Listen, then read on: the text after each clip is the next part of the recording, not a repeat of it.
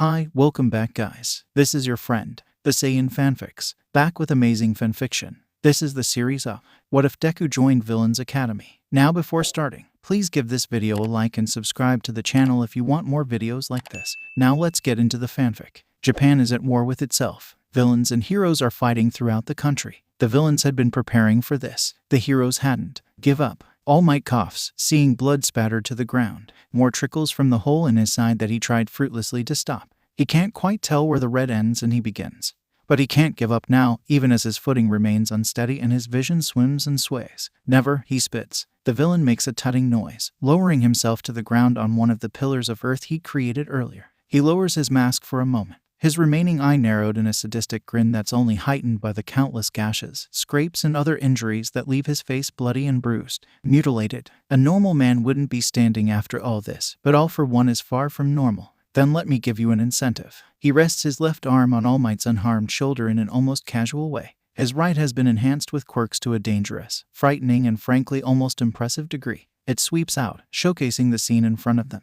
All Might can't count the bodies littering the now deserted grounds, hero or otherwise. The villains hadn't been above taking hostages. This hardly looks like a school anymore. The ground is stained red. You can stop all this in an instant. At my word, the villains will cease their actions. No one else will die, if you choose to do as I say. All For One has every villain in Japan operating under his thumb. All Might is unsure of how he did it. It must have taken years to gain such a following. All Might coughs. He's breathing more blood than air at this point. Which is? He asks, playing along, but he knows he can't let this villain win. Give me one for all, and everything will stop. Somehow he finds himself doubting that. All Might's body begins to steam, his hold on One For All's power slipping. His vision is blurry and spotted, his skin cold and clammy. His hands are warm with blood. The sound of helicopter blades comes from overhead. Even a city-wide lockdown can't keep the reporters away. Looks like you're running out of time, says All For One. Don't make me do something I'll regret. The rest of his power slips away abruptly, leaving All Might as the stick figure of a man he is in his everyday life. Surprisingly, All For One's arm deflates too.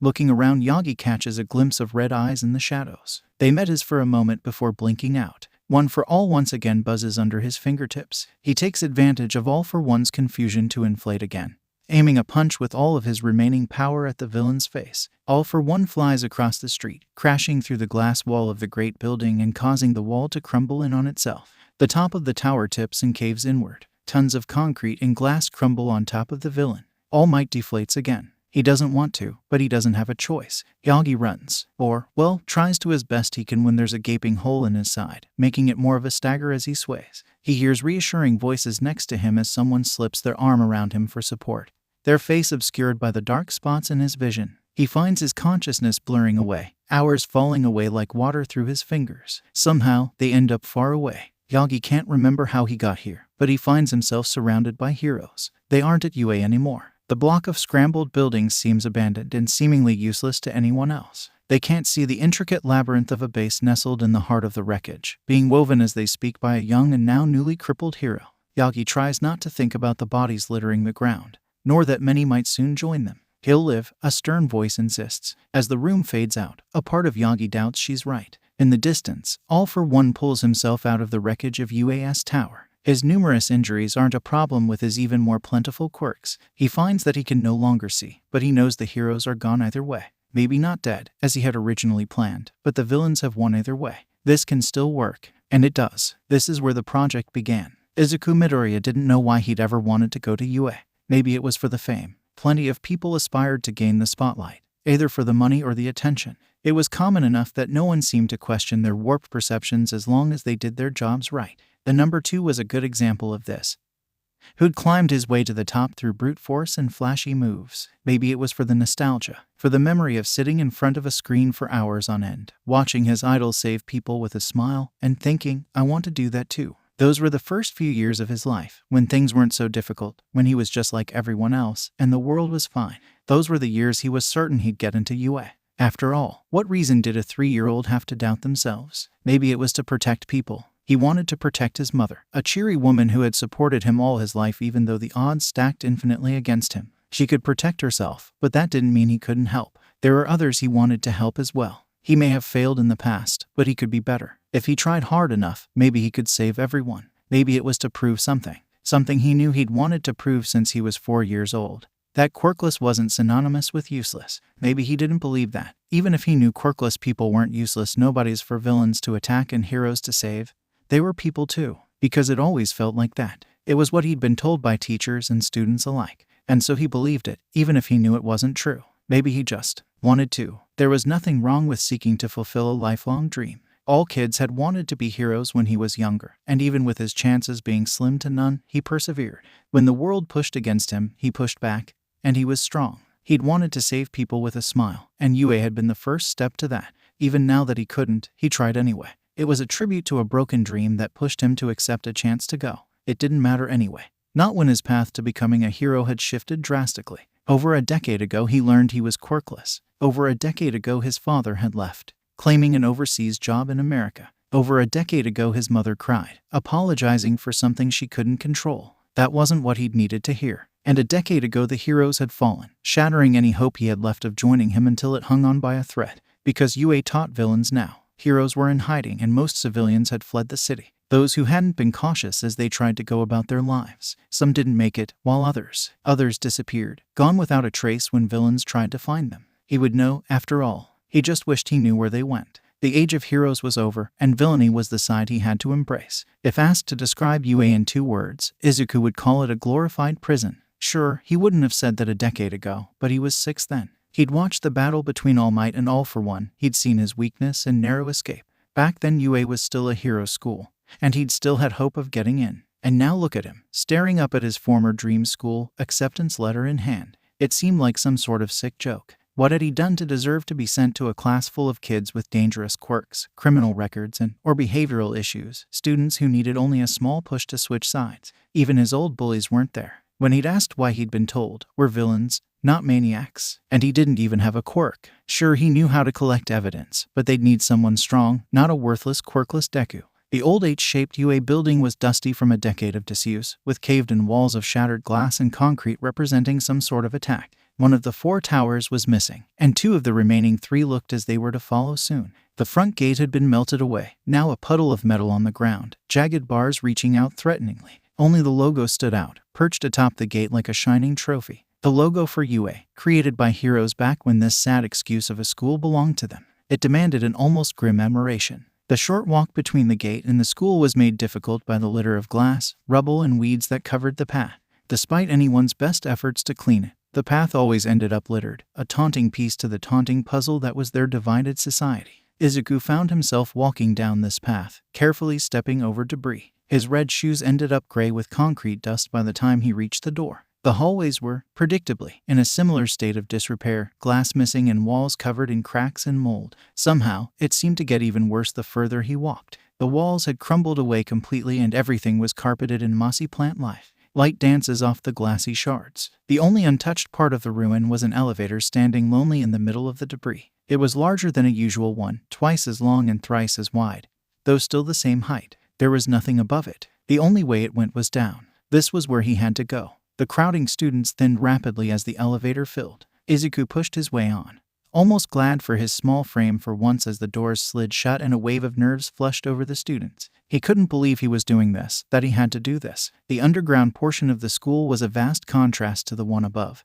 and not just because it was actually in use. The walls were freshly painted and the floors swept clean. The light shone steadily overhead and the doors didn't squeak. The only thing out of place was the windows fitted into the walls, their view blocked by an even wall of dirt. The section was small with only 8 rooms, 4 on one side of the hall and 4 on the other. There were about 30 students in the halls, filling them with idle chatter. There didn't seem to be any teachers yet. When it was the first class on the left, he pushed open the silent door to be met with a dozen students already in the room. The sight made him feel almost self-conscious, even if he knew no one would really be paying attention to someone like him. The school was much different than what he'd been used to in Aldera. No dress codes, no seating charts, students pushed to become villains, free food. It was much different than what he was used to. Some looked nervous while others were confident and others still were quiet. They seemed to have a variety of quirks, mutant or otherwise. Some might have even been quirkless, though he wouldn't get his hopes up. Izuku sat in one of the desks opposite the door near the front and next to one of the windows. With nothing to occupy his mind, he fell back into old habits, analyzing the few quirks he could identify in his notebook. A new one, with no water damage or mud stains. Not like that would last long. He scanned the room, mostly picking students at random but really focusing on those who were closest or stood out. One student had pale gray-blue hair and sat in the far corner. Their skin seemed to be flaking off and their neck was covered in scratches. A nervous tick if the dried flecks of blood under their nails were any indication. They looked like they were deteriorating, skin flaking to dust. They'd avoided touching the desk with all 5 fingers, pinky hovering in the air. A 5-point activation quirk. It's been a while since he's seen one of those. What could their quirk be? Something to do with destruction? Maybe eroding? You'll have to ask. Another sat blandly to their side, their table to the front and left of Izuku's. They had short blonde hair. He couldn't discern their quirk from a glance. Possibly another quirkless student. He shouldn't get his hopes up. They frowned at the desk as if it had offended them. Maybe that's their quirk. He snorted before looking at the next student. Behind him was a student with a shock of purple hair who looked like they'd never slept a day in their life. Izuku couldn't tell what their quirk was if they had one at all. Was their hair a part of their quirk or did they style it that way? Does their quirk limit their sleep? Another student seemed to sparkle. A sparkly quirk, most likely aiming for spotlight villain. Is that a side effect of their quirk or the quirk itself? Could he blind someone with it? That could be his whole quirk. Maybe he got in through talent more than anything else. It could be more battle-oriented as well. A quirk that wouldn't be useful in day-to-day life. The student looked to him suddenly, a knowing smile on their face as they winked. Why did they wink at him? Izuku flailed in his haste to turn back, jumping again at the student standing impatiently in front of his desk. You know, it's rude to talk about people behind their backs. Izuku's face flushed in embarrassment as his muttering cut off abruptly. He didn't realize he was doing that. Sorry. I didn't mean to say that out loud. He flailed as he spoke, stutter only adding to his embarrassment. As if it wasn't bad enough, he had a creepy habit of muttering his thoughts to the world. He struggled to right himself. I'm sorry, I mutter a lot. I shouldn't do that. I don't mean to. Sorry. The student merely raised an eyebrow, face still twisted in a glare. Izuku quickly turned back to his notebook, picking up his pen again to resume his note-taking. He looked back through the class and tried his best to take in information without letting it spill out in mutterings. He doesn't notice his efforts failing until the student brings it back up, barely a minute later. He once again flails and manages to stutter a string of apologies. The student doesn't seem too keen on them. Don't apologize. Just don't go flaunting your amazing analysis quirk like you're better than everyone else. You're not. Izuku's ears go red at this. I don't think I'm better than anybody. And I'm quirkless, right? I'll stop if it annoys you. He fidgets nervously as he waits for a response. When none comes, he looks back to the other student, who's looking at him with an expression Izuku can't decipher. You're quirkless. Izuku expects a reaction. Maybe a sneer, a taunt, a hit or two, maybe. Someone telling him to jump off the roof. He braces for the hit, shutting his eyes and taking a breath to brace himself. Nothing comes. No taunt, no sneer. He isn't half drowned in a sink or tripped in the halls. No one's telling him to jump off the roof. There's nothing. He's not sure if this is better or worse. Is he being ignored? He can live with that. He's been ignored before, in between taunts and punches and drowned notebooks. These are things he's familiar with. And then they open their mouth to speak. And Izuku is unsure how to react. It took a moment for his mind to catch up, because what the hell just happened? He's half expecting someone to jump out and say just kidding. Better luck next time. But no one does. His mind stops reeling, eventually, and he speaks again. Izuku Midoriya, he says to the student. He hopes he gets a name in return because he can't keep referring to them as the other student, who is currently eyeing him with apprehension. Nido Monoma. Him, he responded after a moment. And Izuku counts it as a win. Him, he replies because it seems wrong not to. Friends, Monoma answers a moment later, his response eliciting a bright smile from Izuku. Sure. At exactly 9 the door opened soundlessly, letting a man with greeting hair and a bully build walk in. Their teacher. Izuku couldn't help but think he looked familiar, but then again he was most likely a villain. The class quieted so his voice was heard. Good morning, students. I am Kan, your teacher. Welcome to UA. Izuku's classmates murmured half-formed greetings to their teacher. There was a quick silence before they continued speaking. We're going to start with some introductions. It'll be important for you to get to know each other. Both your name and quirk, please. He motioned to the student closest to the door, the one with the scratches. It took a moment for the student to give a hesitant response. Shigaraki Tamura. My quirk is decay. He didn't say anything else. Kan nodded before looking at the student behind them. Yanagi Ryuko. My quirk is poltergeist. This continued, going around the room in a snake-like fashion. A few of the students Izuku had noticed introduced themselves. Ayama Yuga. My quirk is called naval laser. Monoma Nito. My quirk lets me copy someone else's. Shinsu Hitoshi. The purple-haired student behind Izuku paused, adding, I'm not here to make friends. That sounded like a challenge. The attention quickly snapped to him once it was clear they were done talking, and Izuku found himself shrinking back. He stumbled over a quick introduction. Midoriya Izuku. Yeah. He sighed in relief as the attention shifted off him and back onto Ika-sensei. No one questioned how he didn't mention a quirk the same as they hadn't for Shinsu. It was odd since everyone else had mentioned a quirk. Perhaps he wasn't the only quirkless student in UA. We'll be going over the rules another time. You're here because you've been deemed troublemakers. We're here to hone that ability into something that can help everyone. For now, I'll let you get to know each other. With that, Kan-sensei sat down in a free chair and watched idly over the students. Is there a reason you didn't mention your quirklessness? Izuku flinched at the question, forcing himself to relax when it was only Monoma. Oh, I don't want people to know, I guess. Monoma frowned. You guess. Izuku flushed. I mean, I know they'll figure it out eventually. UA relies on training students' quirks to help them become better V-villains. We'll be doing training and sparring with our quirks eventually. And there's the sports festival, which will be broadcasted freely, so now other people will know, and then I won't be getting an internship, and they'll know it was a mistake to take me in, because he flinched as a hand poked his shoulder lightly, but still enough to pull him out of his spiral. Is this a thing you do, or is it the nerves? Hey, sorry, I didn't realize I was doing that.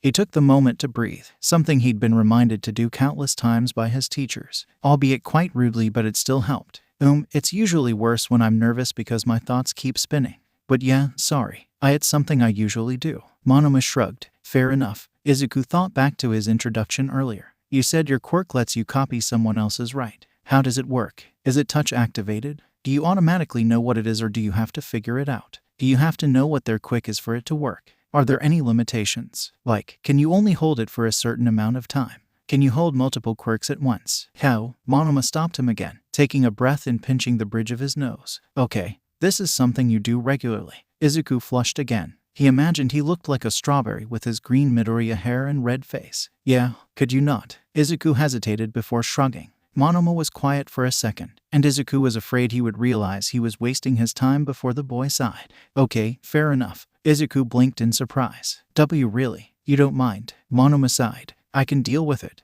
Maybe this wouldn't be so bad after all. The thing about villains and heroes is that there was no concrete definition of good or evil. They're abstract terms, nothing more than feelings described in sounds. They cannot be properly defined without emotion. Everyone has their own definition. One may define good as the intent to help others, to keep them safe no matter what, yet beyond that is murky and hard to describe. Evil is defined as an intent to hurt, which is true to some point, yet ultimately false when dealing with someone who hurt one to save another. Hurting to help, a moral dilemma. Both good and evil can help and hurt. And truly, these terms were less opposites and more two sides of the same coin. By definition, one cannot exist without the other, no matter how abstract that definition is. They weren't opposites, they were balanced. That balance was broken when it came to hero society. The hero's job shouldn't be stopping the villain, it should be saving people. Villains should be people who have broken laws and hurt people to achieve a goal. In reality, most successful villains try to make the world a better place. Heroes should be defined by good. They were before, back when life was simple and quirks barely existed. Back then, hero society was still in its infancy. The age of vigilantes was the age of true heroes. Villains, on the other hand, should be defined as evil. Some are evil because of hurt. When society turns on them, they have nothing to do but turn on society. Some are evil because of greed. Many wish for money or happiness or even people. Still, they are evil. They should take on that role themselves. A hero should not hurt others for their own greed, yet here they were. Hero society had tainted the word. A hero should be more than someone who saves people. They should have good intentions. They shouldn't hurt 10 people to save one. They shouldn't push others aside to obtain their goals. Heroes should not take that title by force. Villains, on the other hand, were outcasts. When someone was hated, they became a villain in the eyes of society. They hate what they fear and fear what they hate. The role of a villain was often pushed onto them. Hero society was orchestrating its own demise. The word hero was used too freely. It seemed like anyone who had a quirk could be a hero. Heroes shouldn't just be people who use quirks. People relied on these quirks too much, judged based on appearance alone.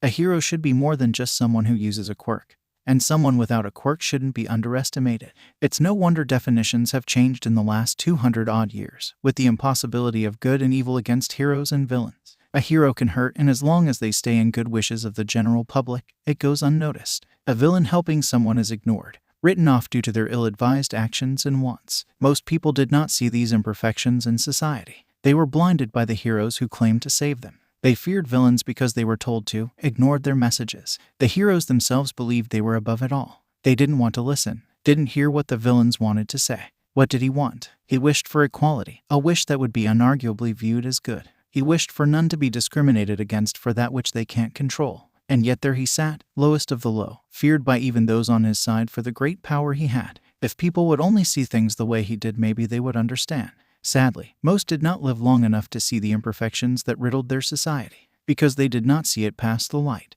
they believed that quirks gave them power. That would change soon enough. Izuku found that, for once, he wasn't sitting alone at lunch. Usually, he preferred lunch alone. He's been friendless for as long as he could remember, so it's not like he'd ever had an alternative. Unless one counted the few times he'd attempted making friends that had blown up in his face. Not literally. Not after the first few times. Sometimes he wished it were. But no. This time, someone came to him. Someone without one intention to yell and break a few bones. Someone who he might be able to genuinely call a friend. He was there, in the form of an all-too-flippant blonde. He should have done something. What could he have done? He's quirkless. Monoma's company was decent, for lack of a better word. It wasn't anything to write home about, but at least he wasn't sitting alone. Were they friends? Izuku wasn't sure. He couldn't tell. His classmates would often sit in friend groups. Was this his? The tense silence lasted all but 3 minutes before Monoma took it as an invitation to complain. It wasn't the worst pastime, but Izuku really didn't see the appeal in putting other people down. A breeze blew through his hair, the outside air cool on his skin. Izuku stabbed just a little too forcefully at his lunch, some assortment of noodles, broth, and other things that he couldn't name at the moment. His thoughts were running wild again. He forced a steady breath, pressing his eyes shut. 1, 2, 3, 4. This will pass. He exhaled slowly. You okay? Izuku opened his eyes. Monoma had stopped his rambling, his attention devoted both to Izuku and a stubborn bit of food. He looked somewhat worried though, and Izuku pushed himself to answer. Yeah, I'm okay. Monoma frowned, eyes meeting his. You sure? Izuku nodded. Why wouldn't I be? If you say so. He'd be okay. He just had to get through this. Izuku dodged Monoma's hit with practiced ease, sidestepping and letting his arms hover over his chest. Monoma followed his steps, attempting to sweep Izuku's feet from under him, yet only succeeding in falling as Izuku jumped away again. He laughed at the image of Monoma sprawled out on the ground, offering a hand to help him up. Midoriya, remember to be on offense as well as defense, Kan called, weaving past the sparing students. Izuku nodded sheepishly, holding a hand out to Monoma to pull him to his feet. Monoma, work on controlling your strikes. We're not hurting anyone today. And don't extend your limbs. Move your whole body. Sorry, sensei. Izuku bounced impatiently on the mat as he waited for Monoma to strike again, which he did awkwardly. He laughed at the controlled movements that were so much different than what he was used to. Izuku dodged again before aiming a weak kick at Monoma's side, only for him to hop out of the way. He responded with a kick of his own that missed completely, and Izuku resisted the urge to laugh uncontrollably at it. The whole exercise was hilarious to him. Monoma's focused expression melted away as Izuku hit the hard ground. His vision swam and light danced in his eyes. But that didn't stop Izuku from seeing the hand offered to him. You okay? Izuku nodded, relieved when it only hurt a bit, and took the extended hand. He was pulled steadily onto his feet, wobbling slightly before regaining his balance. I'm good, he mumbled. Monoma winced. Let's take a break. He led Izuku to the wall of the building, quickly explaining to the teacher that they were taking a quick break.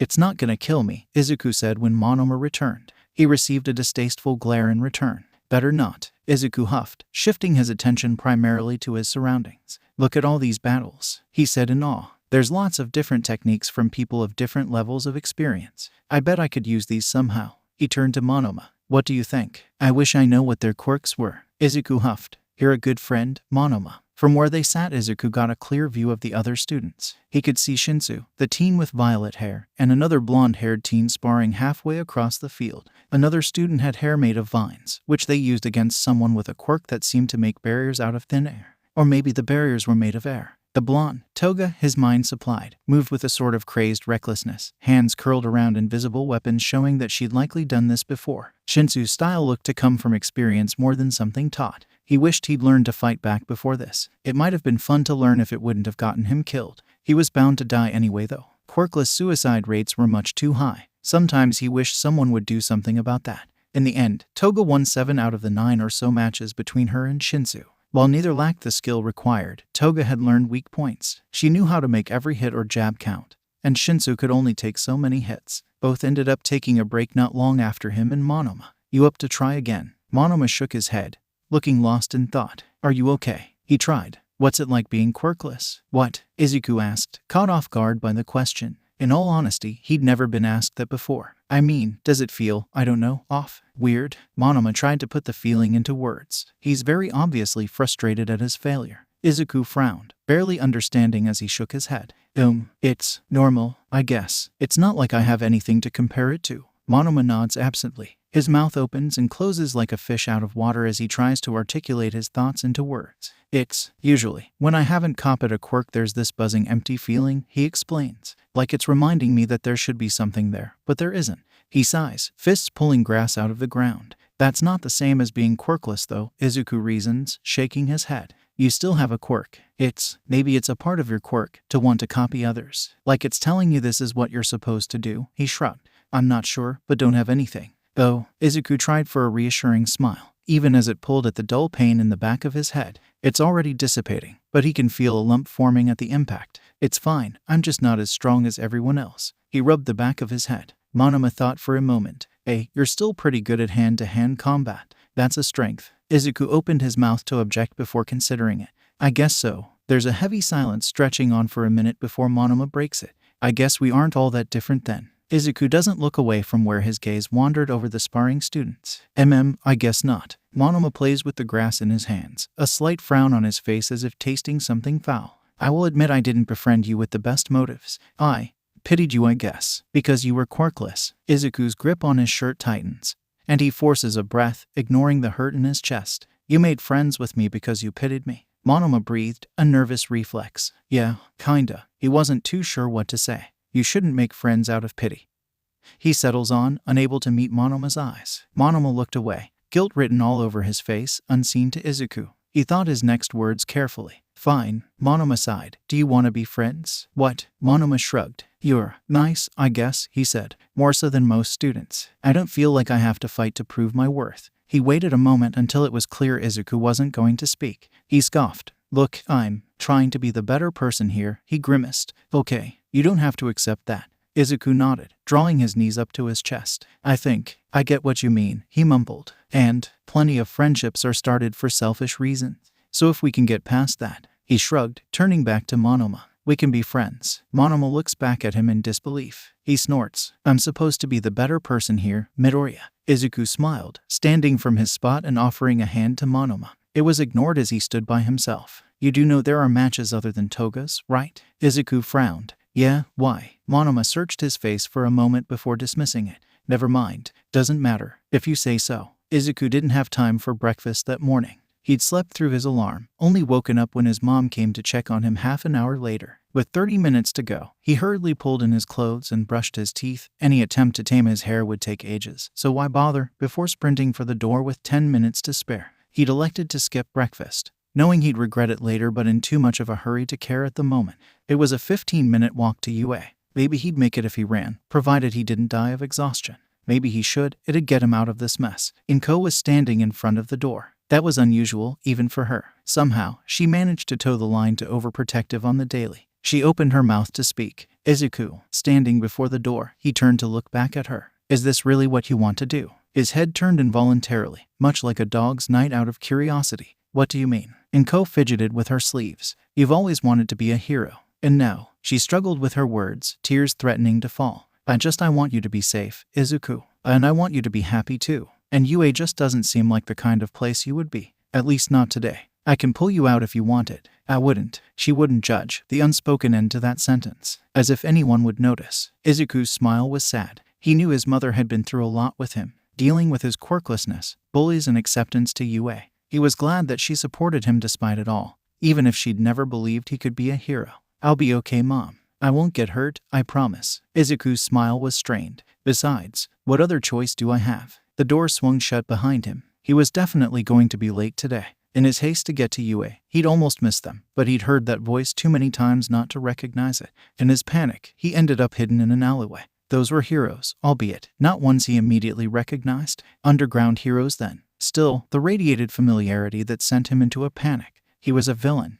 Wouldn't be here. It's much too plain to be hiding anything valuable, the voice said. A reply came tired and bored after. Looks can be deceiving. Izuku didn't recognize the second voice. He strained to get a better look at the two heroes as they passed, tucked in a corner where they wouldn't see him. His paranoia would only make him look more suspicious. The first was tall and skinny, looking half-starved and like he'd never lifted a thing in his life. His hair stuck up in a way not unlike another hero Izuku used to idolize, though that could have been a style choice as a fan, or a coincidence. The second wore dark clothing with a simple scarf around their neck. He couldn't name them, though something in the back of his mind said he'd seen them before. Don't think we're going to find anything here. The conversation drifted in and out of the alley, and Izuku, in his curiosity, tried his best to listen. Best course of action, the second side. I'll report this to Nezu. Try not to let the kids kill you. Izuku waited until the heroes were well out of earshot before letting out a sigh. He looked down at his watch, glad to see he could still make it on time. Pushing himself off the concrete,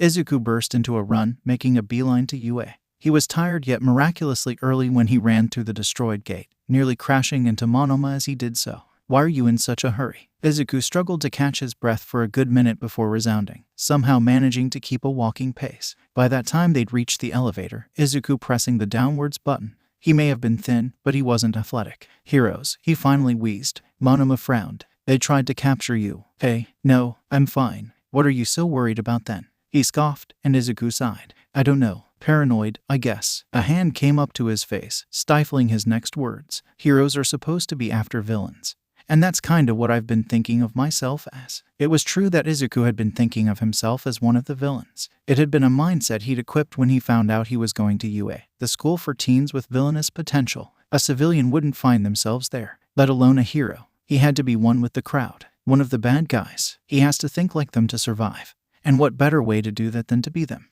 Your muttering is fucking creepy. Ever considered patching that? Izuku nearly missed the pointed comment, lost in his own thoughts. He turned to where Shigaraki sat, grumbling under his breath. Hypocrite. We can hear you, Monoma huffed. Izuku had forgotten he was there too. It's an annoying glitch, something that could easily reveal our game plan to outside parties. Well, he wasn't wrong. What, do you just think you're better than us? The rest of you are just NPCs. Monoma scoffed. Well, that's rude. Shigaraki's hand reached for his neck. You're annoying me. Are you done? Shinsu voiced his impatience abruptly. I'm done with you, Shigaraki replied. All of you. Shinsu smiled at him eerily. Good. Turn around and shut up until class starts. Izuku expected a response, a threat or hostile remark, but Shigaraki turned without a sound and stared straight ahead. Well, he wasn't going to look a gift horse in the mouth. Izuku sat down at his desk, pulling a notebook out of his bag and opening it to the most recent page. A sketch of Monoma's face stares back at him. It's a rough one. Izuku didn't have any references, nor the confidence to draw completely from memory.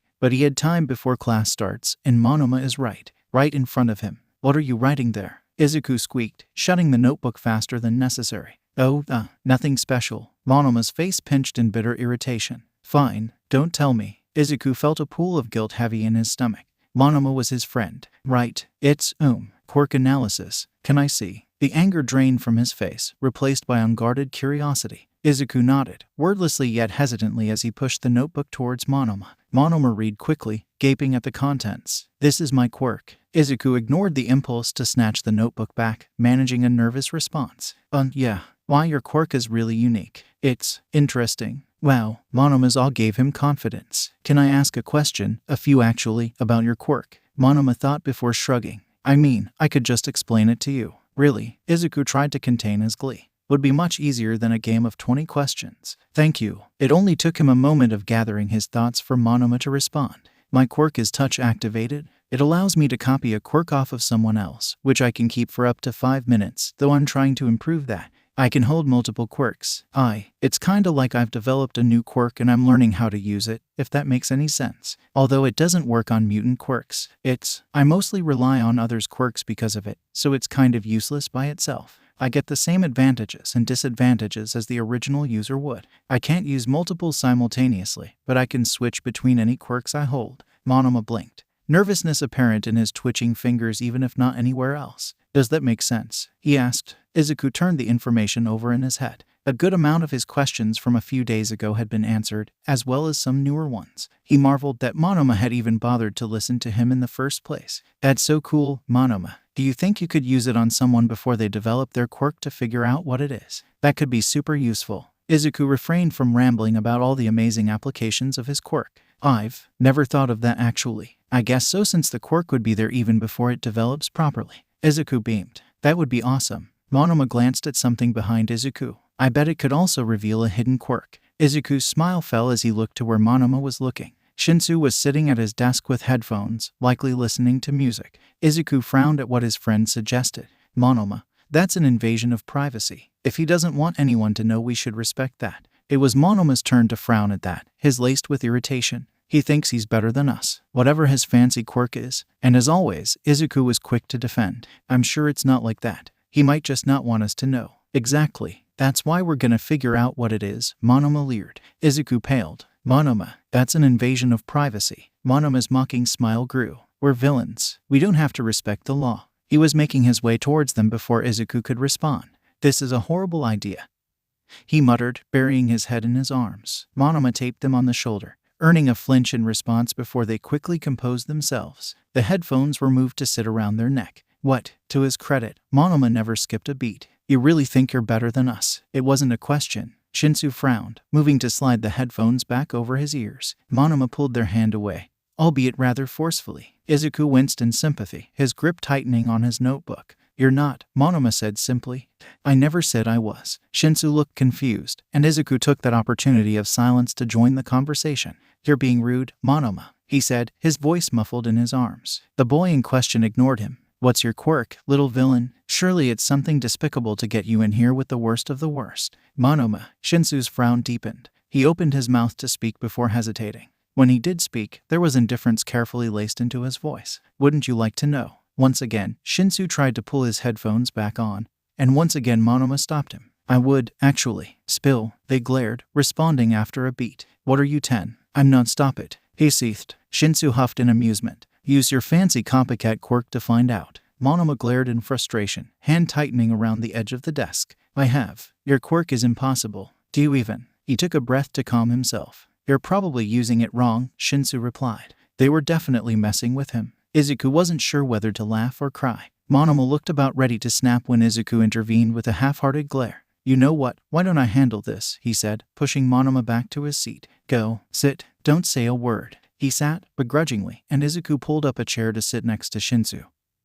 who was busy glaring half-heartedly at Monoma to hesitate their next question. Is he always like that? They asked, still not looking away. Izuku shrugged, noticing how the confused look only carved itself deeper into their face. He nodded. Right. Izuku tapped rhythmically on the desk. Are you here to interrogate me too? What? No, I'm not. I'm sorry about him. I told him it was a bad idea. He wouldn't listen. And now he's Izuku stopped his flailing, looking back towards his classmate. He inhaled. Shinsu, right. MHM. He finally stopped glaring at Monoma, eyes cast downward as he laid a hand on his headphones. I'm Midoriya Izuku. I heard. Silence again. It seemed short answers were what Shinsu was best at. Izuku turned his attention back to their quirk, the reason Monoma had bugged them in the first place. That introduction as a whole was a bit odd, to be honest. What do you mean by not here to make friends? Shinsu sighed, headphones hovering above his ears. It means I'm not here to make friends. That should be obvious, especially to someone who's that good at analyzing. Oh, why say that though? To keep people from bothering him? Did he not expect to? Maybe it was related to his quirk. That might be why they didn't say what it was. How would their quirk affect them making friends? Why would it matter if they knew? Was it some form of quirk discrimination? Were they quirkless? Your quirk is probably pretty. Stub. Izuku blinked. As sorry, I shouldn't have pushed like that. They groaned, pointing to the headphones in irritation. Do you mind? Oh, sorry. And suddenly Izuku found the world shifting out of focus. It was as if he was a watcher in his own body. It was an odd feeling, though intriguing and somehow relaxing. Shit, sorry, just go back to your desk and stop talking to me. Please. He moved without thinking, pulling his chair back and sitting down. His mind cleared after a moment, slightly disorienting yet odd all the same.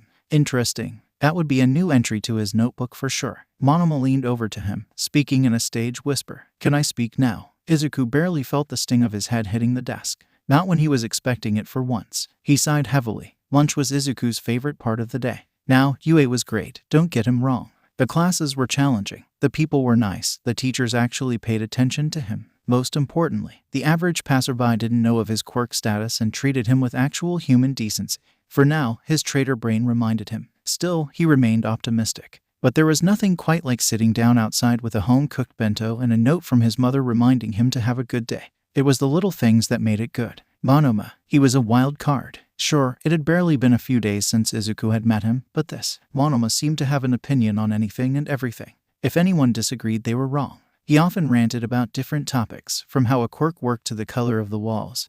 He would take any moment to boast or complain. Izuku was glad to have company.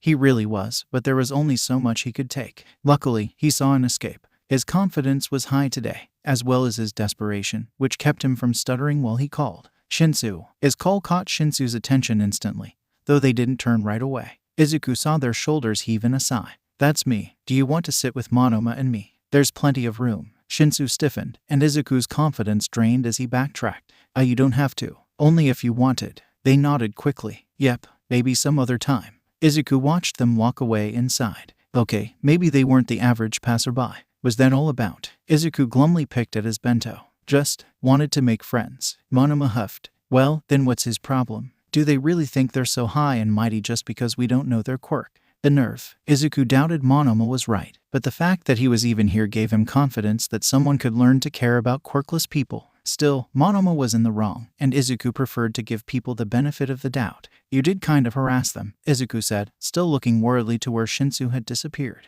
Monoma's face turned to confusion. I what? You harassed them? Izuku finally looked away, directing his gaze to Monoma. About their quirk. I mean, they clearly didn't want anyone to know. You pushed it. Oh. You made them uncomfortable. Now they don't want anything to do with either of us, and I don't blame them. Izuku sighed. He only barely heard Monoma's mumbled sorry over the chatter of the cafeteria. Don't apologize to me. Just don't do it again. For once, Izuku managed to get through lunch without a single comment from Monoma. That was a sure win. And Izuku found that he was already in a better mood by the time he got back to class. He sent a friendly smile in Shinsu's direction, who was pointedly ignoring him. The teacher spoke immediately. You know the drill. Teams are on the board. And then as an afterthought, he added, I think we're ready for quirks today. Maybe he'd find out his quirk anyway. The class found themselves teamed up on the grounds not 2 minutes later. Izuku was in Team Orange with Shinsu, Nakagame, and Shizaki. They were supposed to target Team Red, which had Monoma, Toga, Tsuburaba, and Shigaraki. Their strategy was to each pair off against someone from the other team, though Izuku didn't know them well enough nor had the time to suggest specific pairings. Izuku found himself paired against Toga. Toga's quirk wasn't made for combat, but it was likely that her time with knives had helped, even when she wasn't allowed to use them. For obvious reasons, Izuku found himself on the ground less than a minute later, the capture tape wound around his wrists. Kan-sensei's voice seemed loud even from across the field. Toga, good job. Better luck next time, Midoriya. Right, because he, the quirkless boy, could have luck. You did well, Mido-kun. Toga cheered despite his loss and protests on the name. I'm gonna go now, he panted. Toga hummed in response before thoroughly disappearing. Izuku pushed himself to his feet, which took longer than it should have considering his bound wrists, and walked back to the main building where he could observe the activity safely from above with the other student.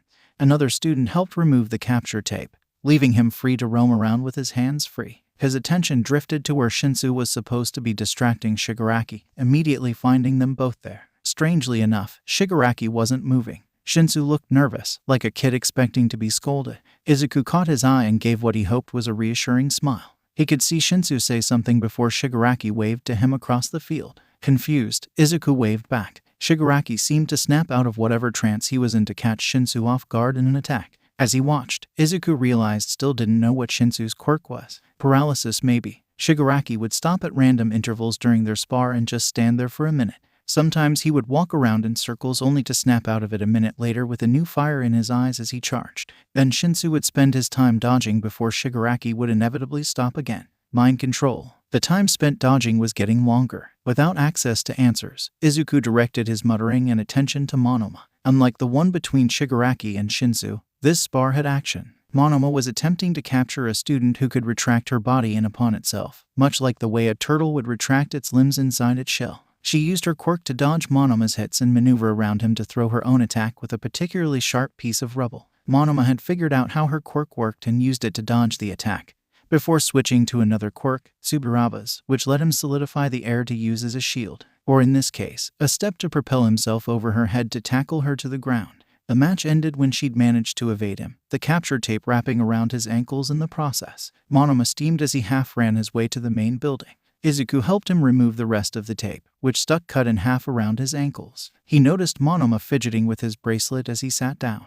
How did you do? Monoma asked gruffly. Izuku hummed. I swear Toga can make knives with her quirk. I felt something sharp. That would be useful, Monoma said. His hand hadn't left his wrist, Izuku noted. What's with the bracelet? Monoma's hand snapped back to his side, though his eyes remained glued to it. It's a support item. May made it for me. Lets me use extra quirks. Bay. Monoma waved him off. Support student. I'll introduce you later. There was a beat before he added, actually, are you free after school? Izuku shrugged as his attention drifted back to the now moving match between Shinsu and Shigaraki. It never seemed to end. Shigaraki would freeze whenever he seemed to have the upper hand, but never long enough for Shinsu to work up the nerve to get close enough to wrap the capture tape around his wrists. Monoma followed his gaze, and his impassive face gave way to frustration. What's their quirk? Izuku huffed. I don't know. Couldn't you use your fancy analysis to figure it out? Said Monoma, waving a hand in front of him for emphasis. Izuku shook his head with a frown. No, it doesn't work like that. Monoma mimicked his frown. Why not? Some quirks aren't as easy to see as others, Izuku replied snappishly. He could only take so much of his whining. He still regretted it a second later though. Sorry, he mumbled. Monoma didn't push it. Shigaraki had stopped moving again. Izuku could see how unfocused his eyes looked. His eyes reflected light in a way that made them look completely white. Or maybe that had something to do with Shinsu's quirk. That's the time. Finish up and get back to class. Izuku startled at the teacher's voice. How had he spent 20 minutes watching Shinsu's spar? Speaking of whom, they were walking in his direction. The easiest way for them to get back to the school was through the main building. Izuku took the opportunity to resume his attempts to befriend them. That was pretty cool. Shinsu looked up in surprise before casting a look around them. They looked back once it was obvious the compliment was directed at them. Thanks. Your quirk, is it mind control? The question seemed innocent enough, but Shinsu's breath still caught on the words. None of your business, they snapped. Izuku was unfazed. You know, I'm gonna figure it out eventually. We all are, and that was true. Izuku seemed to have a knack for obtaining information, whether it was through technology, rumors, or just being in the right place at the right time. And even then, they were classmates. He'd find out eventually when they had to spar against each other. Izuku shrugged. It won't hurt to tell me now. Shinsu snorted, a sound of pure resentment that made his stomach turn. Yeah, right, they grumbled. Izuku knew self-doubt when he saw it. He lived it day in and day out. And Shinsu, they practically radiated it. He stared, something he knew would be unnerving because of the sheer amount he'd gotten for years. They looked away after a moment. Apparently, their shoes were suddenly very interesting. Still, Izuku didn't relent. Shinsu caved. Eventually. It's brainwashing. Izuku grinned, barely keeping himself from bouncing on the spot. That's so cool. How does it work? Do you need to say something for it to work, or can you just take control? Can you use it on multiple people at once? You could use it to capture lots of VH heroes. That way. Izuku stopped his rambling and took a deep breath, taking in Shinsu's stunned look. Sorry, I'm rambling. But your quirk is super cool, Shinsu. They blinked. You think my quirk is cool? Well, yeah. Brainwashing could be really useful against enemies to keep yourself from getting hurt. You have an extra layer of defense. There are plenty of hero situations brainwashing could be useful in, but Izuku wasn't sure it was the best idea to list them in such close proximity to villains. I guess so, yeah. Shinsu's gaze flicked back to his shoes. Despite the turn in the conversation, Izuku was confused. What was so interesting about shoes? Wait, no, Izuku's shoes. Damn it, out of all the things to be outed by, why did it have to be shoes? Are you quirkless? Shinsu asked. Their face quickly flushed and they looked up quickly before going back to burning holes into the ground with their stare. Sorry, that was rude, I shouldn't shit, sorry. No, it's okay, Izuku said quickly. You're right, I am quirkless. What a day it had been figuring that out. The X-ray had shown the extra toe joint loud and clear. It still hurt. Yeah, okay, I shouldn't have assumed. I know that isn't completely accurate. Izuku chewed his lip, shying away from the awkward silence. I'm gonna go now, he said to fill the sudden silence. This conversation was awkward enough as it was. Yeah, okay. Izuku sprinted back to the elevator, stumbling when Shinsu shouted, You did better against Toga than I would've. Before shouting a breathless, thanks, over his shoulder, his stomach flipped over as he pushed through the elevator door. His train of thought was abandoned as a hand grabbed his wrist through the opening door, tugging him towards the opposite end of the hall. It took him a panicked second to realize it was Monoma. What's going on? Wei, the support student, remember? He reminded him. We're going now. Monoma smiled. It's after school, isn't it? I mean, yeah, but... The crowd dissipated as the elevator closed, taking away the last few late students. Mei's still here. Monoma nodded. She's always here. Ominous. Izuku sighed and pulled out his phone, sending a quick text to his mom to tell her he would be home later. The phone clattered to the ground as an explosion boomed through the opening door. He swore he heard Monoma mutter, and this is why the rooms are soundproofed, though his smile never faltered. Why the fuck had he agreed to this? Izuku found himself regretting this before he even walked into the room. There weren't many students in 1D after hours, 3 or 4 maybe, unless there was a crowd hidden behind the piles of scraps and wires. Things were scattered around, toppled by the explosion or discarded without a second thought. Various scrap metals, tools and wiring were scattered on desks. There wasn't much sense of order here. Whoever was in charge of that had probably given up. Nido-chan, what are you doing here? A loud voice called over the noise. She hadn't even put down her tools. Mei, this is Midoriya Izuku. Midoriya, Mei Hatsum. He wanted to know about the bracelet. Hatsum's smile was both creepy and infectious, making Izuku unsure whether he should smile along in delight or fear. He decided on both. Mei, and of course you do. One of the best babies I've made. Izuku did not squeak. Not even a bit. The best what? Monoma sighed, a hand sliding down his face. Phrasing, Mei, he muttered before turning back to Izuku. She means her inventions. Mei hums, I'll be there in a minute. Monoma nodded, taking out his phone and leaning against a stray desk, carefully as not to mess with this student's work. It's a lot less cluttered than Mei's though, who had 4 desks pushed together to give her enough room for an assortment of gadgets.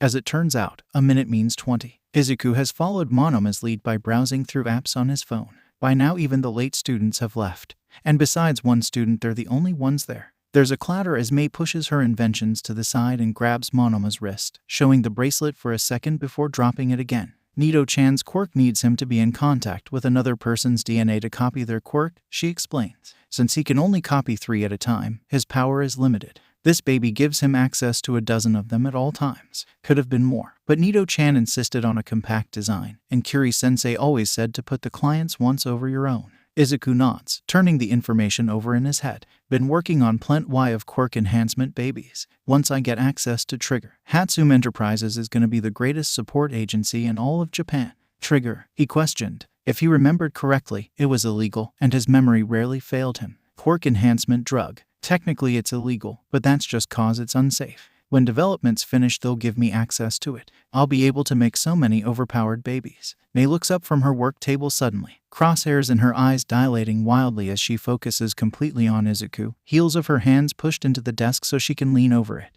What's your quirk? Bet I could make so many babies with it. Oh, I don't. Izuku trails off, swallowing the lump in his throat and trying to calm his nerves. Keyword, trying. It's not going so well. Monoma sighed. Mei, we went over this. Mei was somehow subdued by this, migrating back to her side of the desk. Right. Boundaries. Sorry. Monoma nodded in affirmation. Midoriya is quirkless. Izuku's breath caught in his throat, but instead of a disgusted scowl as he'd learned to expect, Mei's smile returned in full force. Oh, that's so cool. It's super rare to be quirkless, Mido-kun. There are so many babies I want you to try. Izuku was tugged both metaphorically and literally out of his growing panic by Mei's surprisingly strong grip on his hand, tugging him across the room. She hastily opened a closet full of scraps, rummaging through it to pick out the pieces she needed.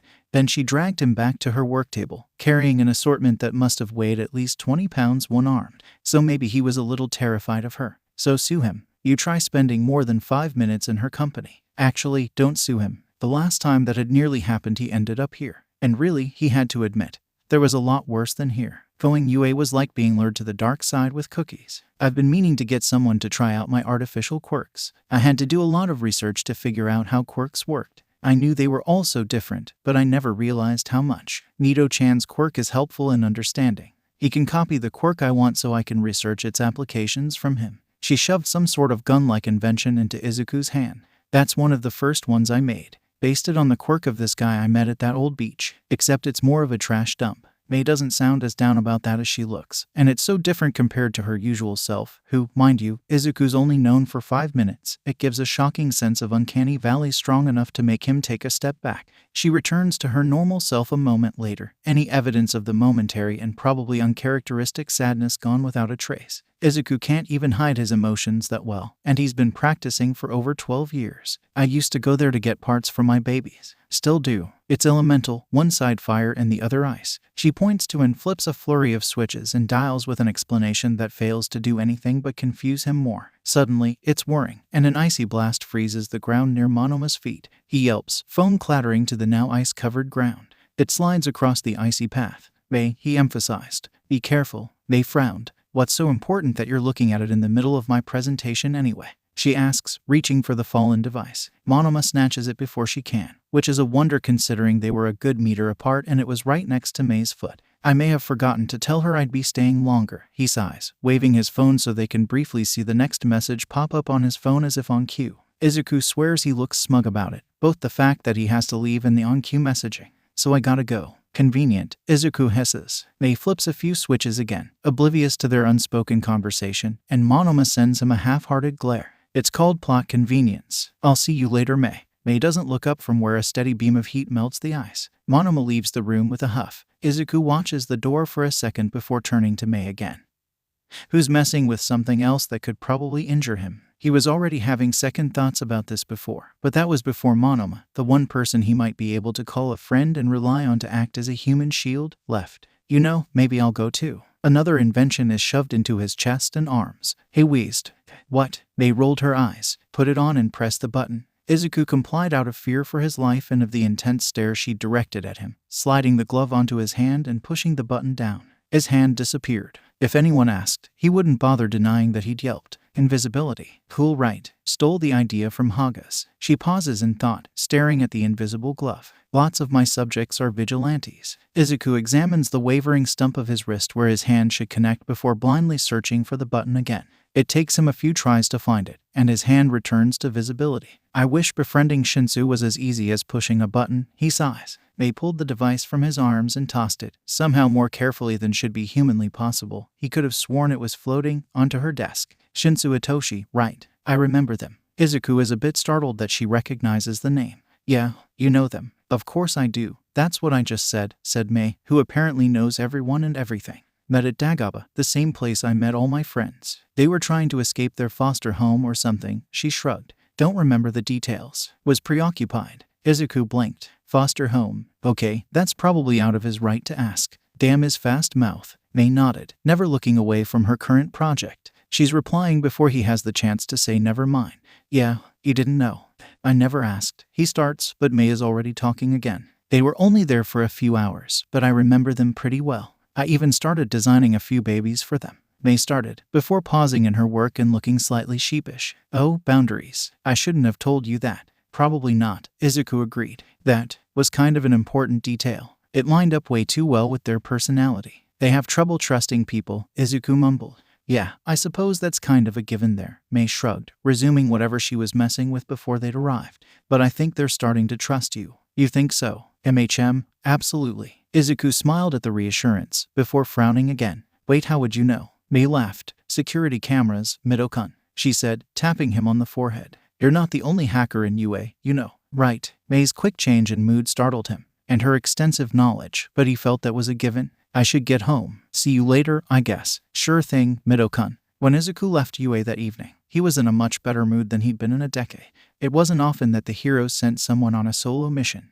Groups of 2 or 3 were safer, more discouraging to anyone who might attack, while still able to move quickly. There was also the added company that often made the slow ones just a bit more bearable. They were a logical method to keep everyone safe, technically vigilante heroes and regular civilians alike. But they trusted him to get this done easily and efficiently. Plus, his location was being tracked at every second, so they'd know if something was up. The HPSC, on the other hand, wasn't so logical. The Human Public Safety Commission, once known as the Hero Public Safety Commission, was focused on improving the balance between the general public and the pros. Previously, the pros referred to the licensed heroes. Now it referred to powerful villains, those strong enough to properly introduce themselves to the growing power of the so-called villain government that rivaled their current government. If anything, it was the HPSC's fault that everyone had grown all too comfortable with their new normal. Both the HPSC and the Heroes Refuge, unofficially referred to as the Last Refuge, knew far too much about each other. But as long as the HPSC thought it had had its spy and they had theirs,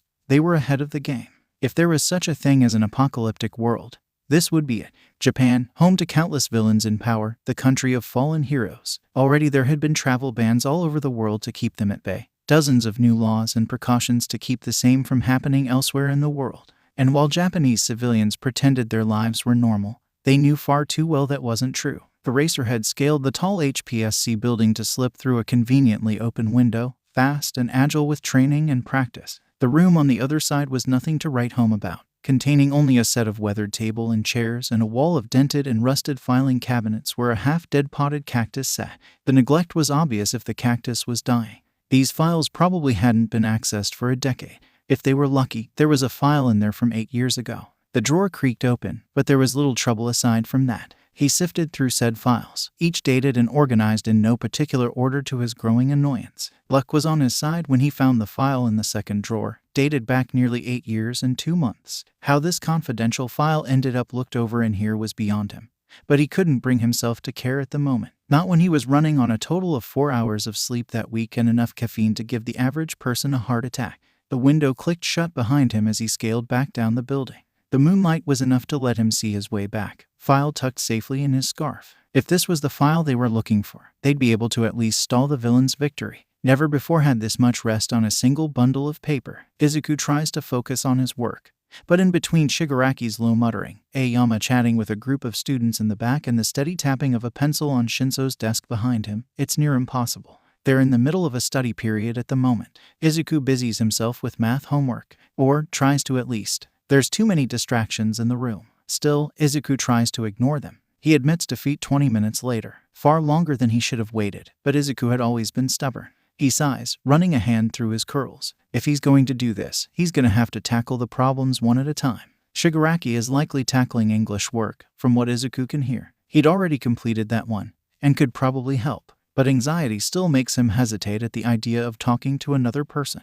Izuku taps his pen on his desk a few times, exhaling and bracing himself. The chair scrapes against the floor as he stands, unnoticed in the idle whispers that fill the leftover silence. Shigaraki isn't exactly quiet. His muttering is muffled by his hand over his mouth, an anxious habit in an attempt to remain unnoticed. Izuku stands for a moment. "Can I help you?" Shigaraki asks in a bored tone. His pencil stills, though he doesn't look up. "No, Izuku fumbles a moment. "Actually, I was wondering if you needed any help with that." Shigaraki is glaring holes in his desk. "I'm fine," he mumbles. Izuku almost drops it there at the out. It would be so easy to just go back to his desk, sit quietly and mind his business. But he'd told himself he'd do this. It's a hero's job to meddle, even if Izuku isn't one. "Well, you sound like you could use the help," he pushes. "It would probably make it easier if you had help." Shigaraki huffed. "Don't need it." "Are you sure?"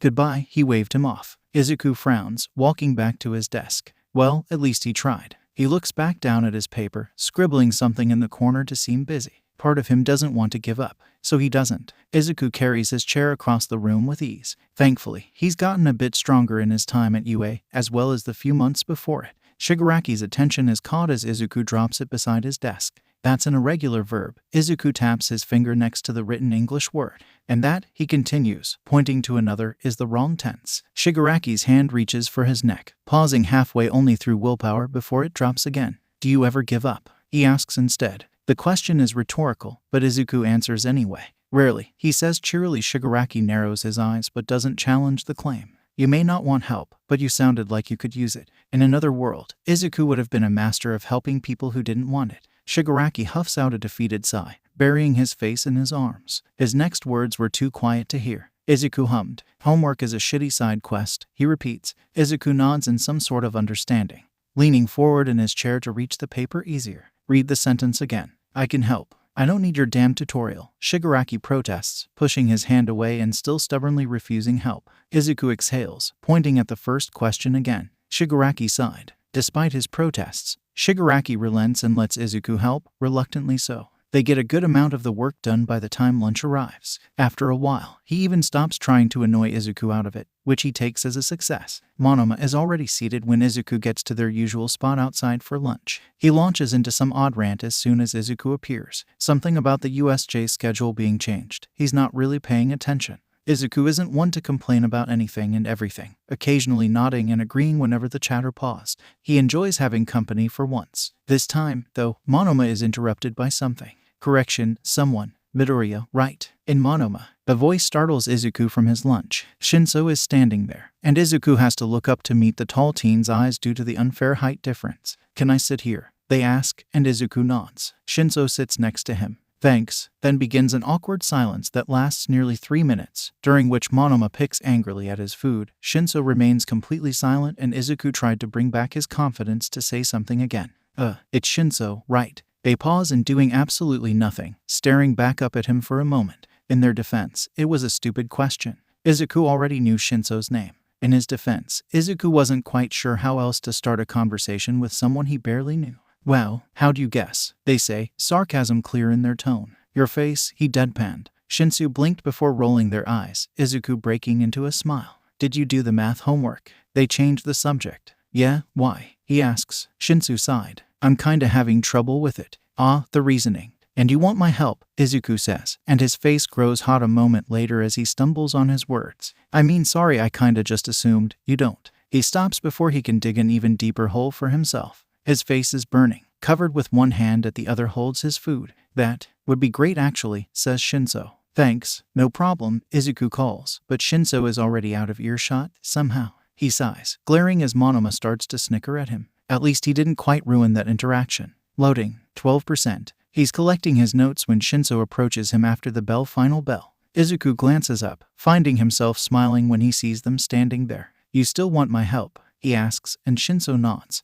Their signature unbothered look of tiredness unchanging. I've just got to get my stuff. Izuku waits, listening to another student doing homework in the back before Shinso returns. They place their textbooks in front of them on the desk next to Izuku. They slung their bag over the back of the chair, sitting down. So what do you need help with? Shinso worries their lip between their teeth. Izuku finds his eyes drawn to the action. The equations don't make any sense to me, they say, pointedly not looking at him. Izuku nods, though they can't see it, and so he guides them through the first question, pointing out mistakes that Shinso then corrects. Like this, they ask. They're halfway through the first page now. Izuku scans the numbers and smiles. Looks good, he says. The corner of their mouth curls upward. It's comfortably silent as Shinso works, only occasionally asking for help now that they understand the concept. Izuku busies himself with the literature assignment they'd received that afternoon, but he finds himself distracted more than once by his homework buddy working beside him. His attention kept drifting to the person in question. He doesn't mean to stare, but he finds himself doing it anyway. It gains him an odd look or two from Shinso, and Izuku flushes in embarrassment. He jumps as his phone buzzes. 2 notifications pop up on his screen from the group chat between him, Monoma and Mei. Copycat. How's the library? Copycat. Have any friends yet? After a sideways glance at Shinso finds them still working. He opens his phone, quickly typing in a response. Green bean to Mei, please stop blowing things up, it's chaotic. Green bean, yeah, I hope so. Green bean, how did you know where I was? Zoom zoom, security cameras. Zoom zoom, we talked about this Mido-kun. Green bean, and VM then. Copycat, you have HK Murik Mido. Green bean, am doing it. Green bean, am still in class. Copycat, I can see that. Copycat, you're distracted. Zoom zoom, get off your phone. Green bean, you're the ones texting. Izuku puts his phone face down as he tried to focus on his work, but that doesn't stop the incessant humming. He turns back to his work, but it persists, and 2 minutes later finds him silencing it with a pointed final message to his friends telling them to shut up so he can actually do the work they're clearly neglecting.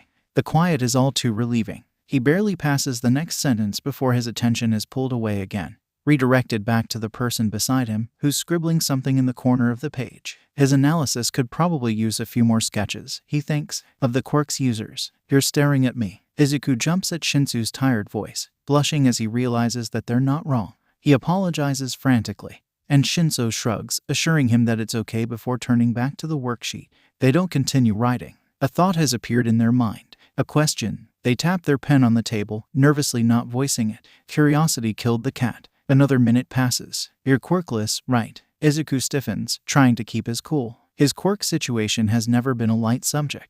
Yes, he says stiffly. Why? Shinso taps a rhythm on the table, an intricate pattern that strikes him as familiar. Izuku ignores it in favor of more pressing conversations. Why are you here then? He flinches. Of course, he's being judged for being quirkless, just when he thought he found someone who understood. His grip on the table tightens. A moment later, Shinso widens their eyes in panic. Or wait, hang on, that came out wrong. They inhale. Most students are here for their dangerous quirks or some sort of petty theft.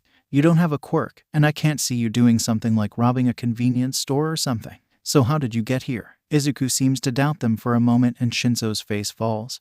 But then he answers. It's something I did. I shouldn't have done it, he breathes. I may have hacked my old school. Oh, Shinsu blinks. Izuku nods. The pen taps again. He ignores it. Can I ask why? Izuku contemplates the question. It's a touchy subject, but Izuku feels he owes it to them, and maybe he can trust them with it. It's odd how fast he came to trust them at all. Yeah, I wanted to expose my bullies, you know, give them consequences. Izuku rubs the back of his head, ruffling his curls. I was tired of the way I was treated, and so I thought the best way to fix that would be to gather the evidence. I hacked into the school's security system. I taught myself how. It wasn't that hard. I gathered footage from all the years I had to put up with it. Everything was there. They hadn't tried very hard to hide it. I saved it all and put it into a flash drive which I brought to the police. They couldn't ignore me because all the evidence was right there. He's rambling now, but Shinso doesn't stop him. He can't see their whole face, can't read their expression, so he's unsure of their reaction. A lot of them have black marks on their records now.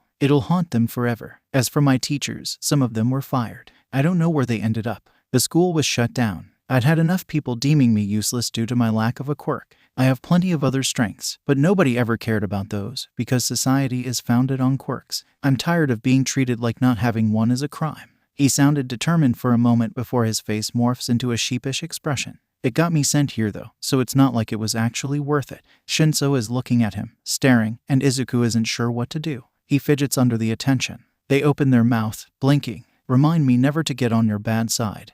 They breathe. Izuku glares playfully, resting his chin in his arms. If that's what you got from this, maybe it's too late. Yeah, probably, Shinso snorts. Izuku smiles, and they mimicked it briefly before looking back to their work. There's a silence before they speak again. I've always been told I have a villain quirk. Turns out people don't take very kindly to the idea of being brainwashed. They hesitate for a moment, not looking up from the paper. Izuku wishes he knew what they were thinking. I usually hide it, but they still didn't talk to me. After a while I lashed out, hurt some people. They got me sent here for it. Shinso picks up their pen, sighing. I'm pretty sure it would have happened anyway. I'm sure you could have been a hero with your quirk if you'd wanted to. Shinso frowned, pencil hovering over the paper. They were doubtful. You think so? Of course, said Izuku as he nodded enthusiastically. You could stop fights before they happened, diffuse hostage situations, turn them in easier. There are so many ways you could be a hero with your quirk. Izuku stops, and his face falls. He backtracks. Unless you didn't want to be a hero. Sorry, I shouldn't have assumed that. Shinso isn't looking at him. Izuku pulls on his sleeve anxiously. My quirk is dangerous. They say I couldn't be a hero if I wanted to. Izuku shakes his head. It's only dangerous if you use it that way. And you don't seem like the kind of person who would. I did though. Well, you snapped. Izuku shrugged. It happens. It's not your fault. There's a long silence, during which Izuku feels anxiety crawling in. Had he said something wrong? Maybe they hadn't wanted to be a hero. Maybe he'd made it worse. Maybe they'd never speak to him again. Thank you, says Shinso. That means a lot. Izuku sigh in relief, letting the smile return to his face. He raises his head, turning to Shinso again. So we kinda just spilled out tragic backstories. Does that mean we're friends now? Shinso blinks in surprise at the question, startled at how genuine it sounded. Sure, why not? Izuku's smile is blinding. Shinso returns the gesture, albeit more subdued, before turning back to his work. Privately, Izuku thinks the expression looked good on them. As good as Mei was at programming, it's never been her thing. That was engineering. That doesn't mean she's bad at it, per se. She has to know to get most of her babies to work. But it isn't something she actively seeks out. Still, whenever Principal Nezu asks her to keep him company while he does his monthly upgrades to the UA firewall, she's happy to tag along. It's an odd request, but she's used to staying behind after school anyway to work on babies, and this isn't much different. It was the first time she's been here as a student instead of an acquaintance. It turns out Nezu's office is a prime meeting spot for vigilantes now. If the heroes had spent more time in more villain-populated areas, they'd find this place no problem. They don't though, and no one seems too keen to tell them quite yet. Mei listens to the familiar clicking of the keyboard, different under the Chimera's paws than under her own hands. How he stayed the UA principal after all the villain rise is a mystery to her, but she isn't one to press for answers. She may overshare, but she knows when to stop asking questions. And it isn't like the villains are aware exactly that he's a hero spy, but they certainly had their suspicions. Mei sits upside down in one of the chairs along the front of the room. Her sketchbook is held up in front of her by another one of her babies, hovering at just the right distance for her to draw on. She stares at it absently, trying to will the ideas to come to her and ignore her current half-formed blueprints at the same time. It's an art form she's close to mastering at this point.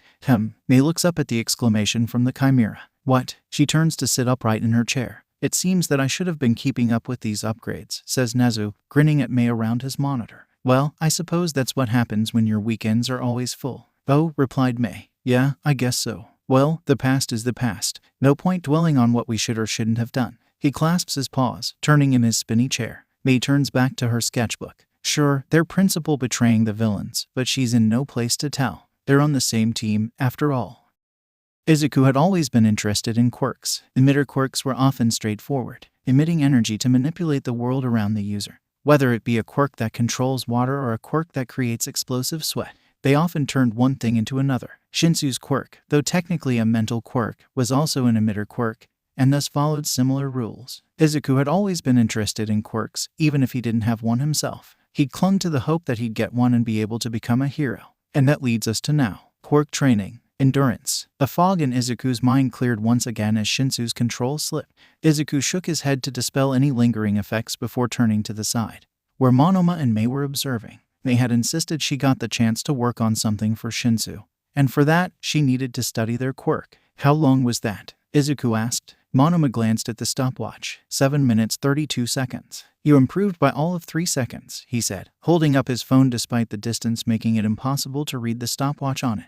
It was unclear who had improved. Could you be a little quieter? Shinsu winced, cradling his head in his hands. Monoma glanced back up. Fine. Shinsu frowned. Just give me a minute. Izuku took a sip from his water bottle. He felt a migraine of his own forming, closing his eyes with a groan. That was the 5th time they'd tried that exercise. It ended up being more than a bit mentally straining for both parties. Shinsu wanted to see how long they could hold their quirk for, having never had a willing party to test it on. Izuku wanted to experience and study the effects of a mental quirk, and see if he could break out of one. All in all, it was a win-win situation, as it turned out.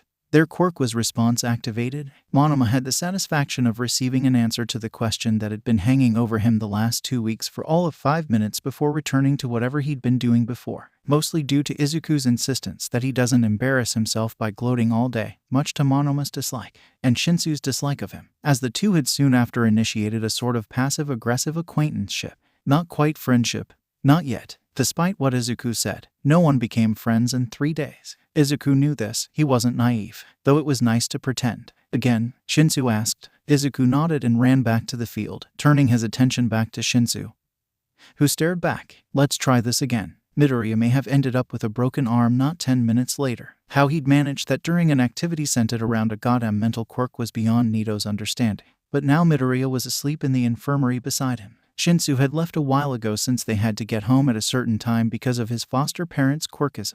Midoriya was obviously in pain despite Recovery Girl's quirk, and Nito only hoped he wouldn't remember it in his sleep. He didn't know how he became attached to the boy so quickly. Nito was used to getting what he wanted, though he hadn't lived in a particularly rich family. They were certainly on the wealthier side, and his ability to easily manipulate people with their bitterness and anger was a talent he'd picked up pretty early in his life. But never had he grown attached to someone quite this fast. There was Mei, of course. The two had ended up bonding over being ace, but that had more than a month. And while Nito had always been good with people, he'd never really been interested in making friends. And yet here was Midoriya, who'd almost instantly befriended him after one of his attempts at insult nonetheless, and he'd rolled with it. Midoriya seemed to have an affinity for making friends. He'd somehow managed to go from being pushed away to somehow being on relative speaking terms with Shinsu in a day or two, and his one interaction with Shigaraki had put them on somewhat speaking terms. Nito didn't quite understand how someone quirkless had managed that. Then again, he shouldn't judge someone based on their quirk,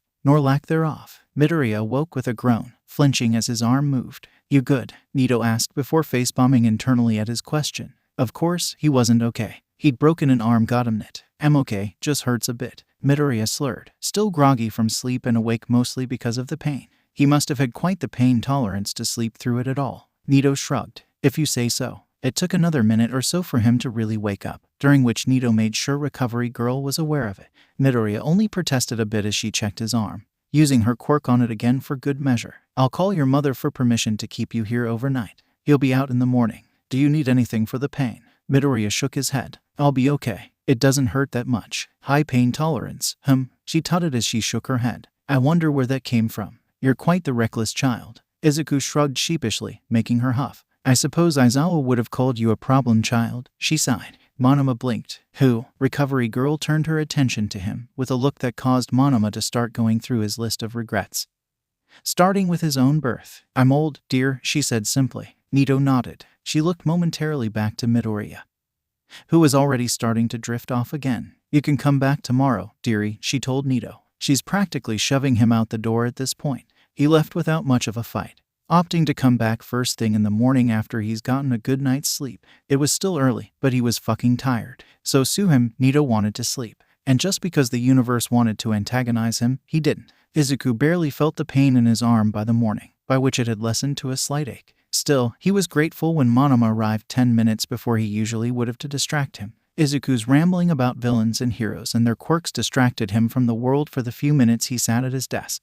It was nice to have someone listening to his rambling for once. Shinsu arrived a few minutes later. There were only a few students in class right now, so his mumbling was probably pretty easy to hear. He stuttered in surprise before his fixation won over and his ramblings continued. At least no one was shushing him. "How's your arm?" Izuku jumped at the sudden vocalization before he grinned, moving his arm around a bit before giving Shinsu a thumbs up. "It's good. I've dealt with worse." Instead of returning the grin, Shinsu frowned. Izuku stepped back nervously. "Oh, why he gestured vaguely with his good hand. Their frown deepened as they turned away again. Izuku sighed, hoping he hadn't upset them somehow, pulling one of his notebooks out of his bag to add to Shinsu's page. Still, it seemed that whatever deities there may have been really weren't all that fond of him. He'd barely picked up his pen before receiving another interruption. "You're good at strategizing." It wasn't a question, but Izuku still answered with "yeah, why?" Without looking up from his notebook. He jumped when Shigaraki slammed his palms onto the table, effectively grabbing his and a few other students' attention. "USJ tomorrow. I know you'll have a cheat code." If Izuku wasn't used to threats from past classmates, he might have been shaking at the clear one in this one's voice. Instead, he managed to keep a schooled expression. This was just him asking for help, not threatening to murder his quirkless ass. He shakily sighed before speaking. "What? You always have a cheat code, a way to win. I need that." "You want a plan?" "I don't think I can do that, Shigaraki." The boy in question huffed. "I don't want you to make a whole-ass plan, just some advice or something," he grumbled, pushing pale blue hair out of his eyes. Izuku sighed. Well, the USJ was a facility originally created for teaching hero students disaster rescue. Right now it is being used for training quirk usage and sparring in disastrous situations. Considering that, I'd need to have 6 different plans, one for each zone. Of course, that doesn't account for the multiple quirks you might be up against. But a general idea for each is always a good starting point. I can't help you with that. I think you should try doing that yourself. He stopped as he realized the whole class was staring at him. There seemed to be so many more people than before. He felt anxiety gnawing at his brain. His notebook displayed the same word vomit he'd been speaking, which he shut with embarrassment. "Sorry." Shigaraki grumbled something unintelligible as he walked back to his desk and resumed his sulking. Izuku blinked. "What the fuck? He's an ass, isn't he?" Izuku jumped. Next to him was another student who looked very lizard-like with swept-back purple hair. A mutation quirk, presumably one that might give him other reptilian aspects. Maybe they were cold-blooded. Would they be able to cling to walls? "Maybe. You're mumbling," said the lizard. Izuku paled. "I'm sorry. It's all good." He held out a scaled hand. "Agachi Shuichi, but you can just call me Spinner." "Midoriya Izuku," he replied, shaking his hand. Spinner nodded. "Nice to meet you, Midoriya." "You too." Spinner smiled. "I should go. I'll see you around, I guess." "I sure," Izuku replied, and Spinner walked away. Izuku opened his notebook to a fresh page and began to write. In a way, quirks can often be useful in their destructiveness. Quirks have evolved in unpredictable ways. While some may have quirks that allowed them to manipulate temperature or made them into animal-human hybrids, others had quirks that changed their surroundings. Like a quirk that allowed someone to manipulate dirt or merge an old bar in a small apartment complex, among other things, in one of the lesser-known blocks of Musutafu. It seemed that this particular quirk had done a number on the surrounding buildings, scrambling the once orderly layout and leaving the area unusable for years with no one willing to put in the effort to fix it. To do so, one would have to diminish the thing first, and it turned out that mixing the multitude of materials used to build, concrete, wood and steel to name a few, and layering them over in fabric-like fibers was quite structurally sound. No one had noticed the scramble of buildings had been used to make a hideout, one big enough to house dozens of people. Instead, most people assumed it abandoned. It was truly hiding in plain sight. Despite drinking laws, children and teens still frequented the old bar. Despite how it looked, it was not abandoned. If anyone had noticed that it was always the same kids frequenting the place, they probably assumed they were homeless, living in the ruins since it was better than nothing. They probably assumed these were delinquent kids, that they didn't have guardians. They were wrong. Only one of these teens sits there at the moment, though others are nearby. His red eyes scan the founder he holds so carefully in his hands, so easy to destroy with his quirk. But he doesn't destroy it. Instead, he reads, face pinched in a scowl yet with a hint of something else. The information in the folder is short, details on one specific person who lacks any important detail. The name is scrawled over the top in Romaji, Midoriya Izuku. The papers turned to ash in his hands. "So," Izuku jumped, his notebook nearly flying out of his hands at the sound of Monoma's voice. The person in question was leaning on Izuku's desk with a slightly startled expression. Monoma, Izuku said. Monoma blinked but kept speaking. So you know how we're going to the USJ tomorrow? Izuku nodded, as if he couldn't with Mei reminding him of it every waking hour they spent together. She acted as if she was going to, knowing Mei. It was a sure possibility that she somehow convinced the teachers to let her in. If she could somehow convince them to give her a place in UA, she could surely get a place in their field trip.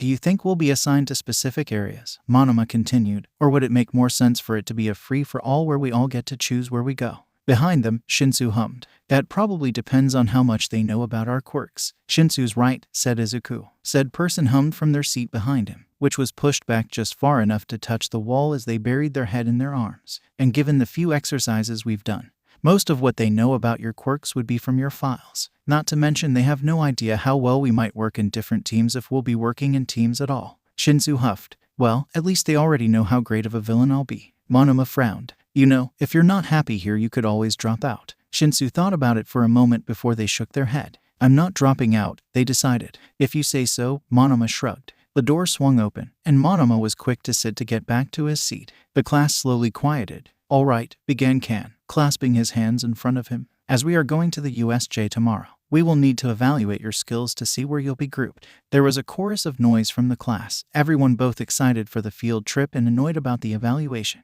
Monoma leaned back in his seat, crowding the space of the student behind him, a girl with curly blue hair whose neck was unnaturally long as she tried to escape Monoma. Looks like we're getting assigned areas after all, he hummed. Bummer, drawled Shinsu, though it appeared to have been too muffled for Monoma to hear. The class began to exit the room, Izuku and his friends included. Some ducked away to change into their given gym uniforms, much too similar in design to the former UAS. They then regrouped in an empty field outside, smaller than most of the other rubble-free zones, arranged into 2 rows. Izuku found himself in the back row beside Monoma. Kan stood in front of them with a notepad and pen in one hand. He glanced momentarily at the notepad before calling out 2 names. Shinsu, Shizaki, let's see what your quirk can do, he said, picking 2 students at random. Shizaki, a girl with green hair made of vines, walked forward immediately. Shinsu hung back a moment before joining her. Shizaki proceeded to demonstrate her quirk, creating a wall to obscure herself from view. A torrent of vines burst out of the ground next to the group of watching students. The spectacle drew a few screams and wrapping one of the students, Shigaraki, in a thick cocoon of them, a red shoe dropping to the ground beside him. A vine web spread between them and the wall that had hidden Shizaki. Excellent, Shizaki. Although we do have partners for a reason, Kan eyed the vines holding Shigaraki. The vines retreated immediately, releasing him and rolling into a ball of limp vines. Shizaki, for her part, looked no more remorseful for her actions. Your vines appear to have thorns, Kan hummed. Do they hurt anyone? Not at all, said Shizaki. He nodded, writing something on his notepad before asking another question about her quirk, which Shizaki answered. Izuku listened along, wishing he had his notebook with him to write the information down. He memorized it the best he could. Finally, Kan turned to the next student. Shinsu, you're up next. Shinsu nodded, stepping forward. They eyed Shizaki for a moment. So, how'll you be using your quirk? They asked. Shizaki answered, still blissfully unaware of their quirk's activation. Well, as she blinked, suddenly still, her pupils washed to white. Shinsu smirked, waved to the audience. They ordered. Shizaki waved in their direction, and another student or 2 returned the gesture. Shinsu let go of their hold on Shizaki, causing her to stumble. Thank you, Shinsu, said Kan, writing something down. Shinsu glanced in Izuku's direction, catching his eye. Izuku blinked before nodding encouragingly. Shinsu didn't show a response as they turned back, but Izuku thought they did look a little less tense. Kan proceeded to ask a few questions, including how long can you use your quirk for, and how many people can you use it on at once, which were answered quickly by Shinsu. Kan dismissed the pair. Aoyama, Yanagi, you're next. Aoyama, as it turned out, was able to shoot a laser out of his stomach, while Yanagi's let her control objects as heavy as a person. Shigaraki could decay things he touched with all 5 fingers, and Toga could take the appearance of anyone if she drank their blood. One could solidify air while another could liquefy the ground. Another had multiple arms and could grow eyes or ears in place of their hands. Spinner explained the many aspects of his lizard mutation, and his partner covered the field in pink gas. One had a quirk that let them stretch their limbs up to 10 meters. Another could retract their body in on itself. Izuku flexed his fingers, itching to write this new information down. Monoma was last, left without a partner. He showed a few of his copied quirks and copied the one that let him solidify air. After that, Kan began to explain the next stage of their evaluation. What about the green kid? One student, the one with the gas quirk, asked. Can scanned the group before resting his gaze on Izuku, who shifted awkwardly as everyone else did the same. Oh, you mean Midoriya? He doesn't have a quirk, the students murmured, and Izuku tried to gauge their reactions. They weren't inherently negative at the moment, and Izuku didn't know if that was a good thing or a bad thing. The teacher explained the physical evaluation, but Izuku didn't hear a word of it. He's only barely able to shake himself back out of his worries as the first student steps up for pitching, spinner. Izuku completes the test well enough, as well as those after it. It serves as a good distraction to earlier events. They were then put into partners for a combat evaluation. Izuku momentarily observes the other pairs as he waits for his own to be declared.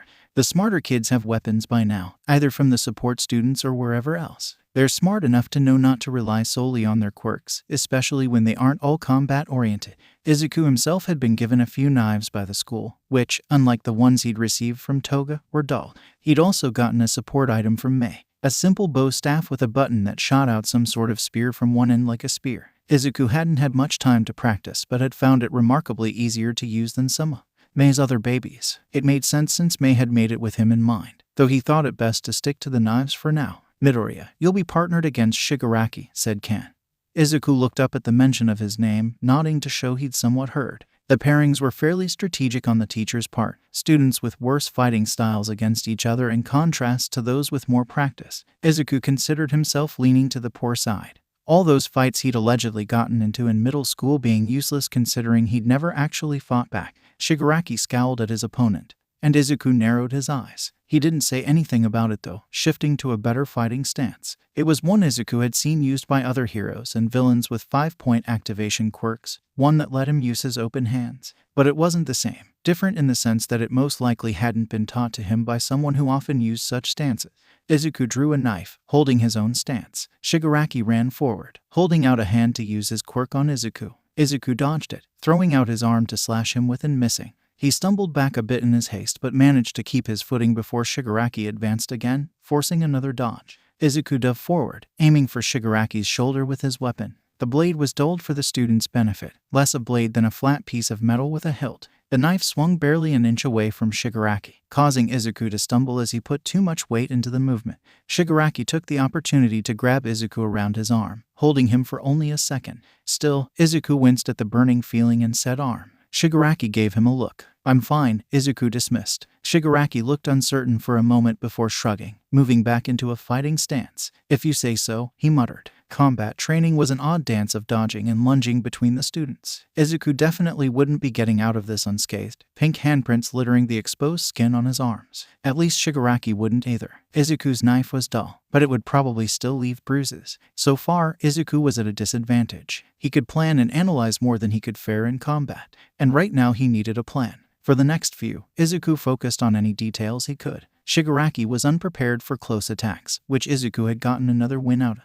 Izuku could use that to his advantage. What are you muttering about? Shigaraki glared pointedly at Izuku, who failed in his attempt to return the gesture. Instead, he raised his knife. Shigaraki grinned. Izuku waited for Shigaraki to make the first move. He avoided his lunge, quickly following it with a jab to the side before Shigaraki had the chance to move away. Izuku had always tried not to gloat, an easy feat since he had little to gloat about in his life. But he couldn't resist doing a fist pump as he smiled at his quick victory. Lucky, Shigaraki dismissed. Izuku failed to avoid his next lunge but won again the time after that with the same strategy. The time after that took him a bit longer as Shigaraki shook things up, but Shigaraki still hadn't quite prepared for such a sudden attack. Their scores were nearly even now, not that Izuku was keeping track. Shigaraki lunged forward, and Izuku prepared for an attack to his side again. But this time, Shigaraki threw all his weight into it that sent Izuku to the ground. He barely managed to twist so that he didn't land on his recently broken arm. The air escaped his lungs in a wheeze. You know, said Shigaraki, you're good at this, for a quirkless kid. Shigaraki reached forward, whether to help him up or finish the match. Izuku never found out as his vision had gone red. He swung his knife upward, full force into Shigaraki's arm. Shigaraki hissed, a hand gripping the hurt part of his arm with 4 fingers. Izuku stood up, dusting himself off before sending a glare Shigaraki's way and turning on his heels, making a beeline for the remains of the school. Shinsu watched, wondering if he should go after the boy. Izuku at least made it to the school before his legs gave out, leading him to collapse against a wall. He was no stranger to quirkism. Heck, he'd had his whole life to get used to it. Quirkist bullies had once been a constant in his life before he attended UA. Yue had been one place he thought he didn't have to worry about it. He'd felt he was accepted there. Clearly, he was wrong. If Shigaraki was anything to go by, and maybe it was one comment, but for once, Izuku hadn't been expecting it. It had almost sent him back to his middle school days. Not that those had been very long ago. Except this time, he defended himself. Izuku had never done that before. Izuku didn't look up to acknowledge the approaching footsteps. Maybe he thought that if he didn't, they wouldn't find him. They did if the tired voice speaking to him was any indication. "Hey," said Shinsu. Izuku looked up from the ground, where he'd curled into a ball. Shinsu glanced at the spot beside him, a wordless question. Izuku nodded, scooching over so they'd have more room among the rubble. It was quiet for a moment. Izuku allowed himself to breathe. It was only one silly comment anyway. He'd get over it. Probably. "Do you want to talk about it?" Izuku shook his head. Shinsu nodded. "I'm here for you if you change your mind," they continued. Izuku couldn't find it in himself to doubt that. Hori didn't often find himself talking to people. He'd been raised alone and homeschooled for as far as he could remember. He'd rarely had the chance to socialize with anyone outside his family. Now the most social interaction he got were petty criminals and drug dealers in alleyways. That was the life of a vigilante. Hori's phone dinged in his pocket as he was freezing a group of particularly difficult trigger dealers in place. A glance at it confirmed a message from Hatsum, one of the few contacts he had, May, who'd taken one look at his first costume, one that he'd very quickly thrown together and demanded to completely remake it. The message itself described a support item she'd designed after his quirk. Hori typed a message back, short in contrast to May's near essay. He then tucked his phone back into his pocket, climbing the fire escape and escaping from the scene where the police would soon arrive. He smiled. "'Kay, sounds great." Izuku wakes up on a Friday morning. He can't help but think that that's an important detail. It leaves a nagging feeling in the back of his mind as he stares absently at the ceiling. He waits for the sleepy haze to leave his mind, wheels turning as he tries to figure out the importance of that particular Friday. Izuku knows that it must be something school-related, but what school-related thing could he have that day? Izuku rolls off his bed and falls hard onto the floor with a grunt. The impact rattles him enough to wake up. He pushes himself to his feet to get ready for the morning. He feels like an idiot by the time he remembers the USJ trip. 5 minutes later, as he's pulling his shirt over his head. It reads shirt because Izuku had a brand and is not about to abandon it after a whole decade. Even if he is wearing a hoodie over top, he struggles with his tangled fluff of hair for a few minutes until it resembles something presentable. Mom had already made breakfast by the time Izuku was fully dressed and ready for the day. He thanks her before eating. "Have fun," she calls as he leaves, with an added, "Don't break any more bones." Izuku, who in another universe would shatter every bone in his body only to help someone, only smiles in this one. Here he has no reason to break his bones, and no intention to do so. "Maybe." "Sure, Mom." He waves as he shuts the door behind him. Izuku had been walking the same route to UA for the past 2 going on 3 weeks now, one that was growing familiar as days passed. This was the first time he'd seen the familiar head of purple hair on his way. "Shinsu," called Izuku. The student in question jumps as he calls their name, head whipping around to see who's there. They only slightly relax as they recognize him. "Midoriya." Izuku nods. Shinsu slows their pace until they're next to each other. They walk in silence, not exactly comfortable but not so awkward either. "So, you live around here?" Izuku prompts. Shinsu turns to him with a blank expression. "What gave you that idea?" "Just a hunch." Izuku grins. Shinsu looks away. A broken UA building comes into view as he responds. "It isn't far away." Shinsu hums. "Impressive." Izuku stepped over a broken bottle on the path. Sometimes he'd wished this school was public knowledge so people would stop trashing it even more. Right now it was seen as a villain hideout. In a way, they were right. "Wow," Shinsu mumbles next to him. "What I'd give to see this place before the rise of villains." Izuku silently agrees. The excitement of a field trip has spurred Wana into chaos. Izuku's greeted by excessive noise as he pushes the door open to the soundproofed room. He backs up in surprise. The door swings shut after him, unnoticed by the students inside. "I'm not going in there," says Shinsu. Izuku grimaces, but as much as he agrees, he knows they don't have much of a choice in the matter. He says as much. Shinsu groans. Izuku pushes the door open again, this time prepared for the assault on his ears, though that doesn't stop a wince from escaping. At least he'd known what to expect though. Toga stands in front of the class, cheering and just being genuinely disruptive.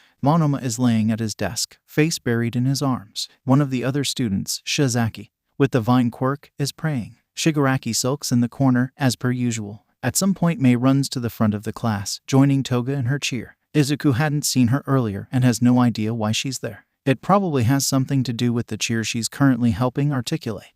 Izuku can barely make out any of the words. Everyone's saying something different. This is a disaster, Monoma shouts above the chaos. Izuku agrees as he sits heavily at his desk. He can already hear the migraine coming in. What was that? I couldn't hear you over the sound of me going deaf. Monoma turns to glare at Shinsu but drops it a second later as Izuku swats at his arm, even as it misses. They've been at it for 15 minutes now, Monoma complains instead, head still buried. At this point, the only thing that'll shut them up is hearing damage. Izuku sighs, once again pulling his notebook out of his bag. He flips it automatically to Shinsu's page, staring at the drawing in front of him. He's been working on it the past few days, but he can't get it to look quite right. Midokun, shouts Mei. His head snaps upwards to see her. Mei's looking right back, and Izuku flushes as people's attention turns to him by following her gaze. Help us, we're struggling over here. Monoma mutters that they can hear as much. Izuku begins to regret his life choices as he sinks further down into his chair. Toga is already hopping towards him. Good luck, Shinsu mutters from behind him. Izuku doesn't have time to respond as Toga tugs him out of his seat into the front. Mei was pretty disappointed when she was told she couldn't go with them.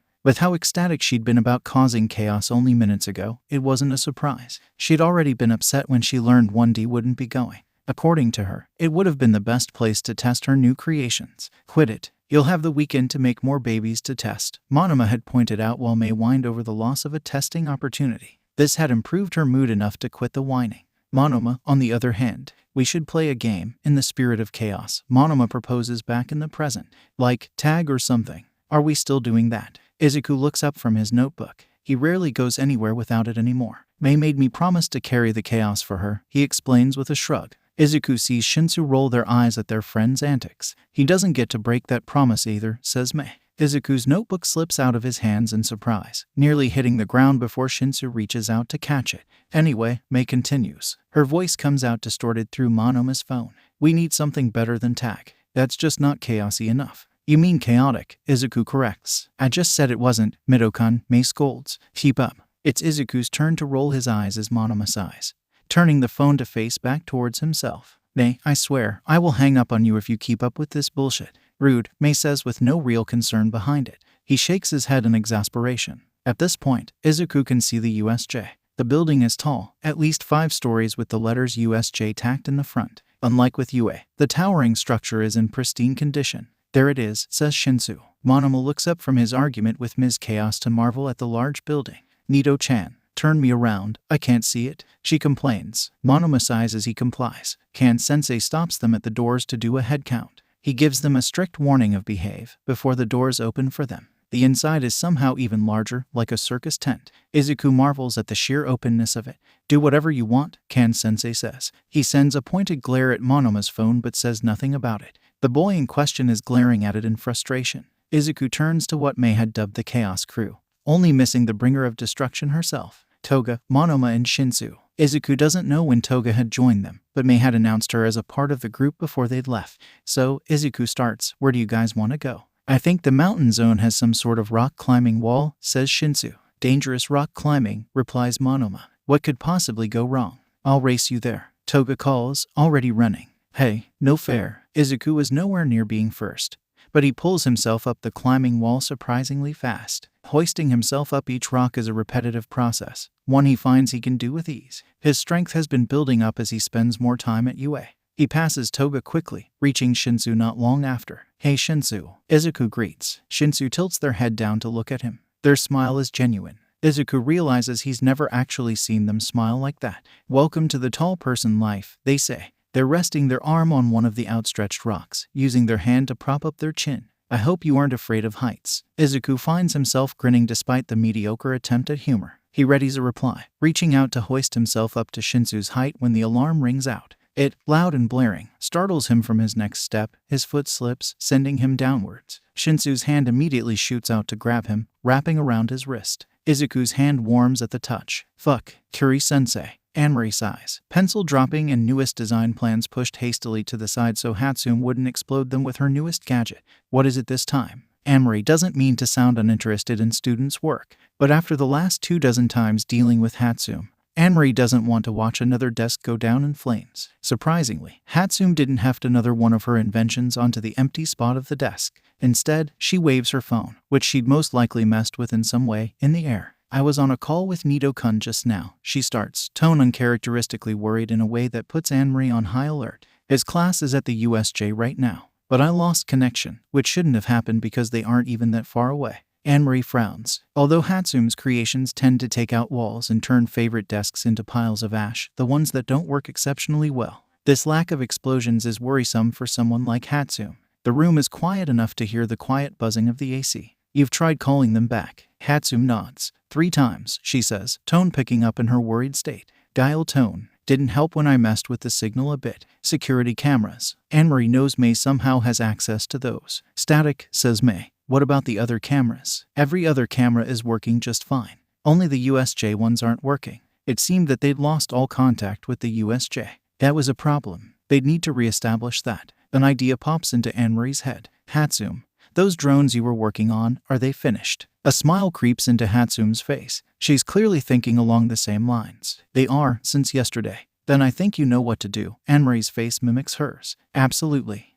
There's the Hatsume that Anne-Marie knows. She whoops, bouncing away. Hell yeah. Chaos crew, here I come. Anne-Marie's head shakes with a sigh of exasperation, looking back to discarded blueprints. Hopefully, she'll stay out of trouble this time. Izuku feels the jolt through his entire body at the loss of momentum, still feeling weightless and cold from the sudden drop. He's glad for Shinsu's quick reflexes, which kept him from falling 20 meters to his death. The alarm shuts off quickly, the shrill noise replaced by silence. Izuku inhales shakily. Fuck, says Shinsu. Izuku couldn't agree more. He mentally checks over himself. There's pain radiating out of his shoulder like a dull ache, likely he'd pulled it or something. There are scratches on his palms from them sliding on the rock. He's also missing a shoe. Everything okay up there? Monoma calls from below. Izuku nods before realizing he probably won't be able to see it. We're fine, he replies. Shinsu voices their agreement. What's going on? Toga is significantly quieter than everyone else. She's closer to the ground, Izuku notes. I don't know, Monoma says. May, Shinsu calls. She's not here, the damn signal's jammed. Fuck, we should get out of here, Izuku decides. They aren't gonna be safe here. A loud clang sounds above them, echoing deafeningly loud through the entire building. Izuku screws his eyes shut, unable to cover his ears without falling again. The rumble shakes the mountain, sending large rocks tumbling downwards. It happens again, and after a pause, a third time. The occupants of the makeshift climbing wall are forced to press themselves against it to avoid the rock slide. Dust cascades after them. Izuku can't help but notice the giant web of cracks expanding over the roof. The web centers around the mountain zone, where one of the makeshift mountains is only meters away from the ceiling, much higher up than the one they're on now. On the roof, a group of heroes. Rubble falls as the heroes drop through the roof, which remains miraculously intact save for the hole they're jumping in through. Leading them, All Might, the symbol of peace, had returned. Hitoshi never considered themselves lucky. There had never been room for luck in foster homes. The lucky ones were gone after a few years. The rest of them stayed. Hitoshi was not one of the lucky ones. They still had the scars to prove it, thin lines of tissue framing their jaw. But this is a lot. The heroes descend from the ceiling rather quickly. Barely a dozen total, not quite enough for each student except for the fact that there are trained pros and the class has only been at UA 2 weeks. Hitoshi recognizes some of them. All Might, for obvious reasons, but they're relatively far away, and Hitoshi had never been too fond of heroes in the first place. Some of them look young too. Many are in the right age range, 15 to 19. To be in UA had things been different. They're likely just as experienced as the pros though. Midoriya is muttering something, probably about the heroes, but they can't make much of it out. Hitoshi gapes as Eraserhead followed the last of the heroes and kids. They have to steel themselves and remember that they were technically under attack at the moment. Shaking their head, Hitoshi takes count of the heroes, about a dozen or so. Some of the kids stand out. There's one who's completely pink, another with vibrant red hair that stands up in spikes. Another looks vaguely frog-like. I didn't know there were going to be kids here, says the pink one. She's a bit too close. Should we go back? Another girl asks. This one tall with long black hair pulled back into a ponytail. It's too late now, Eraserhead directs. They've seen us. Check the area first. Stay in your groups. Hitoshi knows that, whether they recognize them or not, these are heroes. They're technically a villain type now, and heroes fight villains. And the heroes are a bit too close for comfort. We should go, Hitoshi whispers. Midoriya pauses in his mumbling, looking back towards them. Back to solid ground, they elaborate. Midoriya nods. They descend the wall with surprising speed. Hitoshi stumbles as their feet hit the ground, a smaller yet sturdier arm shooting out to steady them. Heat prickles over their skin. Okay, plan. We need a plan, Midoriya mutters next to them. Should I be making a plan? You're a good strategist, Monoma points out. Midoriya nods again, pulling his shoe back over his foot. We need to get everyone out of here, says Midoriya. He's looking over the expanse of the USJ, which is much harder to see from the ground. There's maybe 1 or 2 students in their sight. We can't afford to do that, Hitoshi points out, because there are nearly 20 students here and only so many of them. We can't just leave them here. We're all technically villains. Those heroes might hurt them. How about this, Monoma says. We escape first and go get help. A smaller group can move quicker and attract less attention. And we're still helping everyone. The pros are better at this kind of thing. Midoriya thinks for a moment before sighing. Okay.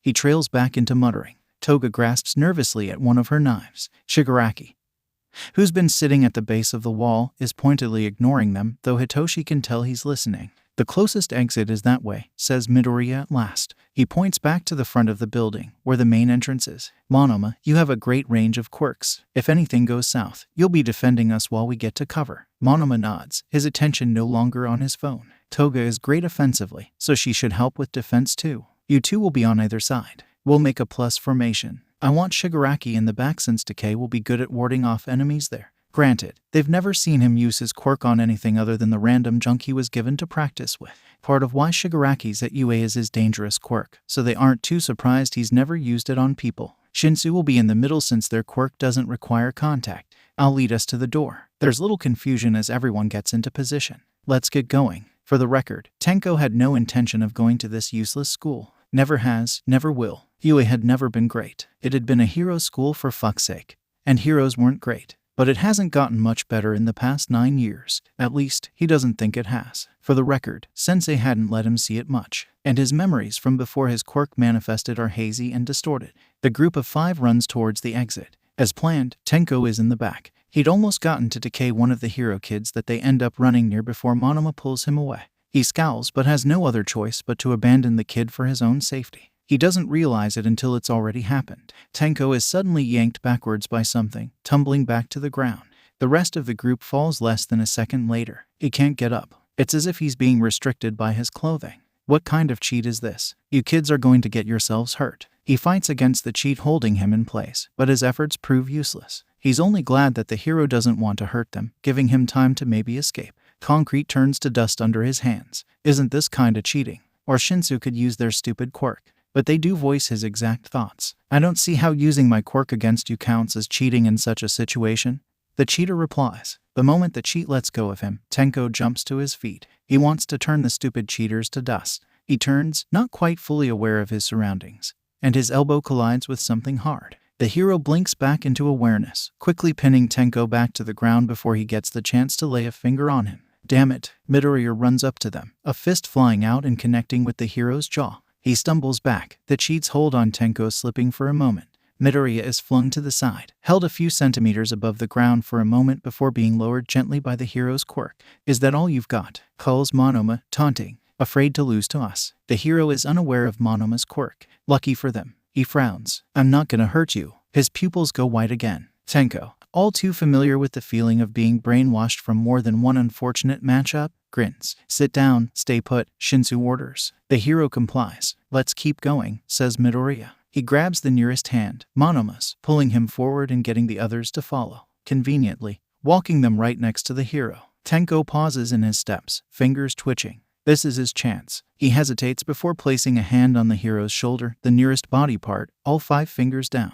Nothing happens. Eyes narrowing, Tamura looked around for the cheat corrupting his quirk. He catches a flash of red from the rooftops, settling his gaze on a red-eyed figure staring at him unblinkingly. A flash of recognition runs through him. He knows this one. Shigaraki. Grumbling, he removes his hand from the hero's shoulder. You really are cool, Eraserhead. Feet thudding on loose concrete, he runs back to the group, hairs pricking on the back of his neck as the hero continues to stare him down. Izuku's mumbling never ceases as they run for the exit. They aren't caught again, though there are some seriously close calls with a kid with headphone jacks on their ears which heighten their hearing. Luckily, there's plenty of background noise and they're quick thinkers, but they're so close to escaping. They reach the exit, which is surrounded by a tall makeshift wall of debris. Izuku curses his short stature for keeping him from seeing over it. There are muted voices speaking on the other side, none that Izuku can recognize, but one seems faintly familiar. He doesn't dwell on it. Hey Shinsu, he starts instead, turning to them. What's up? Can you see over this? He points to the wall, and Shinsu nods in understanding. They offer him a nod, standing on their toes to see just over the edge. How many are there? 3, he replies. I can't tell what their quirks are, but one of them is pink. Izuku wonders how that relates to their quirk, or if it is their quirk. The murmuring has started up again. This time louder. Closer. Shinsu ducks. They're getting closer. They whisper. Izuku frowns. He can make out the individual voices now. Izuku still can't hear what they're saying, but one leaves a niggling feeling in his mind as if he should be able to recall who it belongs to. A memory pops into his head. Listen, Deku, I'm gonna be the best hero, even better than All Might was. You'll be lucky if you ever become a villain. It's Kaken. Mina hadn't been told that she'd find herself a part of the group guarding the exit when they'd first been given this mission. There hadn't been a group set to guard the door, hadn't needed one for a simple retrieval mission. But plans changed. It's an important task, she's told, to keep any villains or UA students from escaping. It's not something they'd anticipated, but they improvised. Or rather, the pros improvised, and the students followed. Mina wants to be where the action is, fighting villains and helping the pros search for whatever Project Dawn is. Probably some sort of weapon, but no one is explaining anything to them. Something that was in one of those files Bakugo had kept glaring at. Instead, she was here with Bakugo and Kaminari. Not that there's anything wrong with them. They're some of her best friends back at the base, though she's befriended almost everyone there. It just wasn't what Mina had signed up for. There isn't anyone in sight. Mina isn't so sure if that's a good thing or a bad thing. Currently, they're kind of starved for entertainment. Whenever something like this happens, like when their already spotty Wi-Fi router gives out for the 4th time that week, she and the rest of the self-proclaimed Baka squad take up a pastime almost as entertaining as the internet, annoying their resident bomb. Like hell we're doing that, Bakugo grumbles. She and Kaminari are ganging up on him, but Bakugo was never one to fall victim to their begging and puppy dog eyes. They're at a disadvantage since it's only the two of them, but Mina is persistent, and Kaminari knows how to get on Bakugo's nerves. Come on, please. Fuck no. But starts Mina, but she's interrupted. No, says Bakugo. Yes, no, he won't budge. But, okay, and hear me out here, says Kaminari. Yes, what part of no don't you assholes understand? Bakugo snaps, palms sparking with explosions. Mina takes a step back, but she was already used to his temper from years of exposure. And maybe they pushed a bit too much. That's their bad. This would be so much easier if Kiri were to help them. Bakugo can't say no to his boyfriend no matter how much he tries. There's noise from beyond the wall they've created, a barrier between them and the rest of the area. There's the occasional shouting that reaches them and the sound of people fighting. Sometimes a muted explosion will go off. There's whispering from just beyond it though. Mina tries to ignore it. Anything not beyond the wall is none of their concern. But it's getting kind of annoying at this point. The voice then speaks up. Or one of them. Mina can't tell how many people are whispering. Hey, it says, what's up? Mina looks over to where the voice comes from. It was just quiet enough that the other two either don't hear or don't react. Kaminari is still talking while Bakugo ignores him. Why are you guarding the entrance? What? Asks Mina. She hadn't responded to the previous question. Whoops. She goes to continue, maybe apologize, when her mind clouds over. The feeling of not being in control of her own body is trippy as if she's flat out drunk. It's sudden and disorienting. She walks to the edge of the rubble barrier, climbing carefully over it. The voice turns out to not be alone. There's a group of 4 teens hiding behind their wall. They outnumber her group 5-3. And if they weren't so none of their concern, then they'd find themselves with much bigger problems than Bakugo's explosive temper. Mina sighed internally. Aizawa was going to kill them if this screwed up their mission. Sorry, says the green-haired kid, shrugging. We're escaping. Mina blinks. She isn't sure what he's expecting since she's physically incapable of responding. His voice is different than the one she heard earlier. He frowns after a moment. Shinsu, he says, turning to the purple-haired teen. Please. What? The purple-haired teen looks back in confusion before realization dawns on them as they look to her. They flush, shoulders going up to their ears. Oh, sorry. Mina staggers as she regains control. A hand grabs her by the wrist, steadying her. If you make any noise, I'm dusting you, says one of the boys. Mina thinks that he looks to be turning to dust himself. Seriously, had he even heard of chapstick? Mina opens her mouth to speak before the grip on her wrist tightens. 4 fingers wrapped around tight enough to leave bruises, pinky raised. A 5-point activation quirk. Mina has only seen that in Uraraka's quirk, but she's heard a fair bit about them. Judging from the context, his quirk one is exactly painless. She nods, keeping her mouth shut. She's at a disadvantage here, after all, and it'd be illogical to do something stupid if she can't reliably trust herself to escape alive. Maybe those lessons Aizawa insisted on giving them actually paid off. Are we just gonna abduct the heroes one by one, or do we have an actual plan? Snarks the blonde boy. Plans are boring, the girl replies. Why don't we cover them in blood? It looks so pretty. Toga, no, Shinsu scolds. The girl, Toga, huffs. Well, she's fucked. Oi, Pinky, where the fuck do you go? The green kid freezes, inhaling sharply. The rest of the group is distracted, including the one holding her wrist hostage. Mina sees her chance. She glares at the kid, an expression he can't properly see with his head turned away, before flicking acid in his face. It burns. The risk she took was calculated, but Mina had never been good at math. Instead of letting go of her, the hand around her wrist somehow holds on tighter, this time with all 5 fingers. Having your flesh disintegrated hurt. She bites down on her tongue hard. Thinking fast, Mina elbows him in the gut. The teen stumbles back, arms flailing to keep his balance and letting go of her in the process. Her wrist feels like it's on fire, and there's a vaguely handprint-shaped portion of her skin missing. Explosions spark from a ways away, growing closer. Bakugo nearly knocks the green teen and Shinsu to the ground as he lands. Kaminari isn't far behind, and Mina can hear the buzz of electricity under his skin as he stands beside her. Are you okay? Kaminari asks, offering her a hand which Mina takes with her own. Shinsu groans and stands too. The green-haired teen sits up but doesn't get any further than that. Bakugo stares at him, half poised for a fight. He looks confused. That's a new one. Deku, the green-haired teen, Deku apparently, looks up in apparent surprise, wincing slightly at the movement. Who names their child useless? Kakin. His words are slurred slightly and coded in disbelief. Bakugo blinks, arms lowering for a moment before he's back in a fighting stance and shouting loudly. What the hell are you doing here, Deku? Deku flinched away, fear written clearly across his face. Bakugo doesn't look particularly angry though, more confused than anything. Hey, Shinsu shouts, and attention shifts to them and away from Deku. Do you mind? Bakugo's face shifts and a punch is thrown Shinsu's way, sending them tumbling to the ground again as it hits them square in the shoulder. Wow, rude, they hiss from the ground. A hand reaches up to hold the injured shoulder, a wince crossing their face at the touch. Have you always been such an asshole? Bakugo paused for a moment. Aye, and he's gone. It's eerie the way his eyes cloud white. Shinsu huffs, still holding their shoulder as they stand. Their quirk doesn't let go and they inhale sharply. Okay, listen to me and listen closely. They hissed. I don't know what you might have done to make my friend here this frightened of you, but I don't want you anywhere near him. Stay the fuck away. He's in no state to deal with you right now. Bakugo stumbles, eyes back to red, and they glare at him. Kaminari shakes her shoulder, and when she looks back he isn't looking back, but to somewhere above them. Mina follows his line of sight to where a plume of purple mist floats, expanding in a swirl. No one else seems to notice it. Got it. Bakugo hesitates a moment before crossing his arms with a curt nod and a short huff. It happens suddenly. The mist engulfs the group of 5, and Mina sees Deku flinch before the mist covers him completely and contracts back into nothing.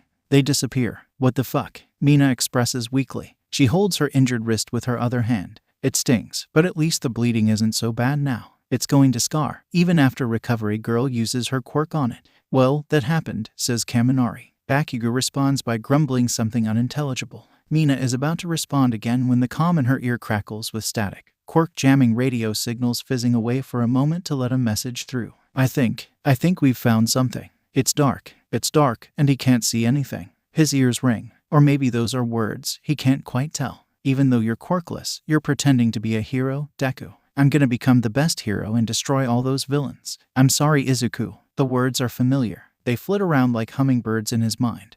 They're one moment and gone the next, buzzing to get his attention. And Mom, is All Might gonna be okay? Katsuki isn't gonna be at school for a little while. You wanna be a hero. That's great. You can do it. You should probably give it up. When's Kakin coming back? Sadness and grief buzz through some. The feelings drip like water, falling through his open hands but leaving them damp with their remnants. The words loop around, diving down and swooping away again with little semblance of order. They never stay. Not for long. Where is he, anyway? What the hell can you do? You're quirkless. You should hope you'll get a quirk in your next life. You have a letter. It says it's from UA. Figures you'd get a letter from a dead school after getting us all expelled. You did all this, kid. He still can't face reality. And these words hurt, but also fill him with a sort of pride, even as they flow past him. He's floating, it seems, until he's not anymore, and it feels like he's lying down. The void around him grows foggy. You can do it. I'll do my best. It fades away. It's unclear when exactly Izuku wakes up, but he becomes aware of it at the same moment he becomes aware of his splitting headache. It pulses like a second heartbeat in his skull, making him screw up his face in discomfort. His eyes open to the brightness of the fluorescent lights that only messed with his head more. They hum softly, the sound filling his ears in the silence. He squints, trying to keep his eyes open despite it in focus. The ceiling stays blurry. A boring old ceiling. Where was he anyway? Sitting up only made his headache worse. He learned, eyes pressing shut again to ward off a wave of nausea as the pounding in his head was pushed forward like a tsunami. He groaned, bringing a hand up to his head. He found bandages under his fingertips. "Oh, dearie, don't try to get up. You're in no state to be up and about." A hand guided him back down. Minutes passed as the dizziness slowly ebbed away until Izuku felt he could open his eyes again. It takes him a moment to recognize the person in front of him. She's old and short enough to match his height laying down. Recovery girl. No talking, she snaps, and yes, this is Recovery girl. Izuku's in the infirmary with a former hero. A cup is pushed into his hands, plastic popping as he holds it too tight, and Izuku can feel the water moving inside it as he sits up. It's cool on his throat, which feels like fire. "Your friends just about broke down my door getting you here. You've got a concussion," or he begins. "And it hurts but not as much." She shushes him, and Izuku purses his lips. Recovery girl continues. "Your friends are fine. A few scrapes and bruises never killed anyone," she says as if she knows what he was going to say. She probably does. Recovery girl picks up a file from her desk, flipping noisily through the pages. Though maybe that's just the concussion. The concussion explains the headache and the two bright lights. He mentally checks over the rest of his body for injuries, but there's the possibility of pain medication numbing them, so he can't be too sure. He hasn't broken any bones, though. His mom would kill him if he'd broken that promise, though she'd probably kill him anyway since his injuries hadn't. "You're lucky I didn't exactly follow suit with the rest of those heroes, dearie, or you'd be stuck here with much more than a concussion, I'll tell you that." Recovery girl smacks him on the wrist with her cane, lightly to keep any unhealed injuries from flaring up. He flinches anyway. He'd probably had similar cuts and bruises to everyone else. He traces his fingers over smooth skin, healed over without so much as a scar. It's amazing the way her quirk can heal injuries with such precision. There's a hurried knock on the door, startling him. Recovery girl stands, cane tapping rhythmically on the floor. Izuku focuses on it, keeping himself grounded with the noise. He checks his breath, steady, though a bit quicker than before. He inhales deeply, filling his lungs without any pain. No broken ribs at least. At least, not anymore. He exhales. The hushed speech travels smoothly across the room. Izuku can't quite tell what they're saying, but he gets a general idea. 3 pairs of footsteps cross the room in a hurry, stopping next to his bed. He can see the people above him, but can't quite recognize their faces in his haze. "Midoriya, Midokun, are you okay?" He does recognize the voices though, and Shinso's hair is hard to forget. He blinks rapidly to force his vision to focus properly. It does, finally. His head feels clearer now, somehow. He's able to push himself so that he's sitting up, leaning heavily against the headboard. "Hey guys," he says. And fuck, is that his voice? He hadn't gotten a good listen to it earlier with Recovery girl's constant shushing. Surprisingly, she doesn't pop up to do it again. Izuku coughs to clear his throat. "Hi, how are you doing?" asks Mei. He could be better, honestly, but he doesn't feel as bad as before. "Just great," he mutters instead because talking is low-key painful, but he has to express himself somehow. "Hey," says Mei. "At least you didn't break any bones." "I think he's noticed," Shinso says deadpan. Izuku huffs a laugh, making them blink in surprise. He swears they go a shade redder. Izuku looks around the room. "How did we get out of there anyway?" "My babies," Mei exclaims. "And maybe a quirk or two." Mei used a drone to get one of the teachers, Kurogiri, I think it was. Mei nods, and Monoma continues. "He's the one with the warp quirk. He warped the students to safety, but most of the heroes escaped. The rest are somewhere. Are the others okay?" he asks. Monoma waves off his concern. "They're good," he says. "Shigaraki had acid burns. They might have scarred, but you can't really tell. Toga was uninjured." Mei shakes her head solemnly, dramatically wiping a tear from her face. "He looks like he's never heard of self-care before." "He looks like shit," Monoma says, turning to Izuku with a deadpan expression. Shinso snorts. That's an understatement. There's a lull in the conversation, a moment of comfortable silence, and Izuku must be on pain medication after all because the next words out of his mouth have him going red with mortification.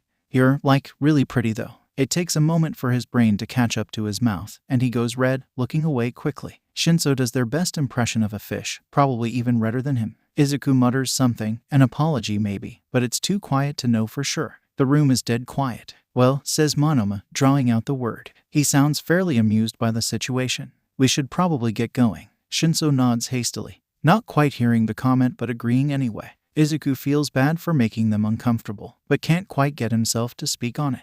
"Next time I'll update you on all the cool babies I've been working on," says Mei as they leave. "Sure thing, Mei." Monoma looks back briefly. "Your face is still red," he says. "You might want to get that checked out." Izuku feels the warmth crawl further up his face. He nods without a word. Monoma smirks, waving cheerily at him as the door closes. Izuku sinks just a little bit deeper into the bed with a groan, hiding his still red face in his hands. What the fuck was that? In Ijiro's opinion, bandages are annoying. His quirk cuts through them like scissors to paper, especially when he isn't paying attention, and whoever decided that paper beats rock clearly should have checked their facts. They have to be changed constantly, and they itch. This time is no exception to that dislike. Despite what Mina thinks, he does dislike things. Sometimes. Kiri, don't you dare, said Kendo, looking up from where she was disinfecting Mina's wrist. Ijiro exhales and releases his quirk. The bandages are a bit looser, but still wrapped around his shoulder. He paws at them with his other hand. Sorry, it's all right, Kendo dismisses. Mina scrolls through her phone, one-handed, as the other hand is immobilized by the heavy bandages around her wrist. Recovery girl could only do so much after all, especially when she had the other kids to look after too.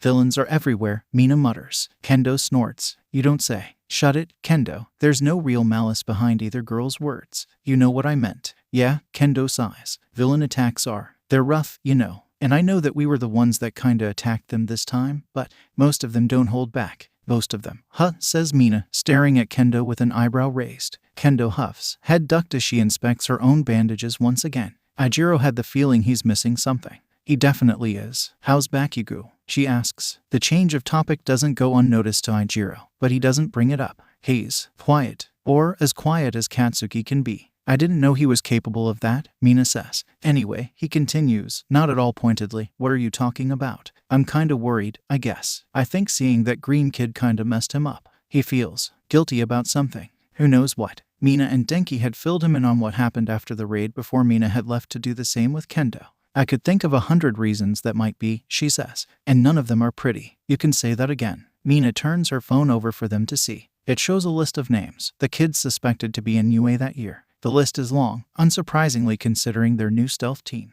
They're so very close to closing it down once and for all. He called the kid Deku, like it was his name. The absence of said name on the list speaks volumes. Ijiro knows what that word means. And it's only because he knows Katsuki regrets a lot of his childhood before the Hero League that he's not doing anything about it. I think you should talk to him about it. Kendo pushes the phone back to Mina, who huffs, like Blastiel ever want to talk feelings. Kendo only sighs, because she knows when Mina's in a salty mood to steer clear of arguments. She turns to Ijiro. Talk to him, she insists. Ijiro nods. Okay, sadly the chapter is over. And if you enjoyed the video, just leave a like and subscribe with post notification, so when the next chapter is ready, you will be notified. Okay, see you in the next video. Bye.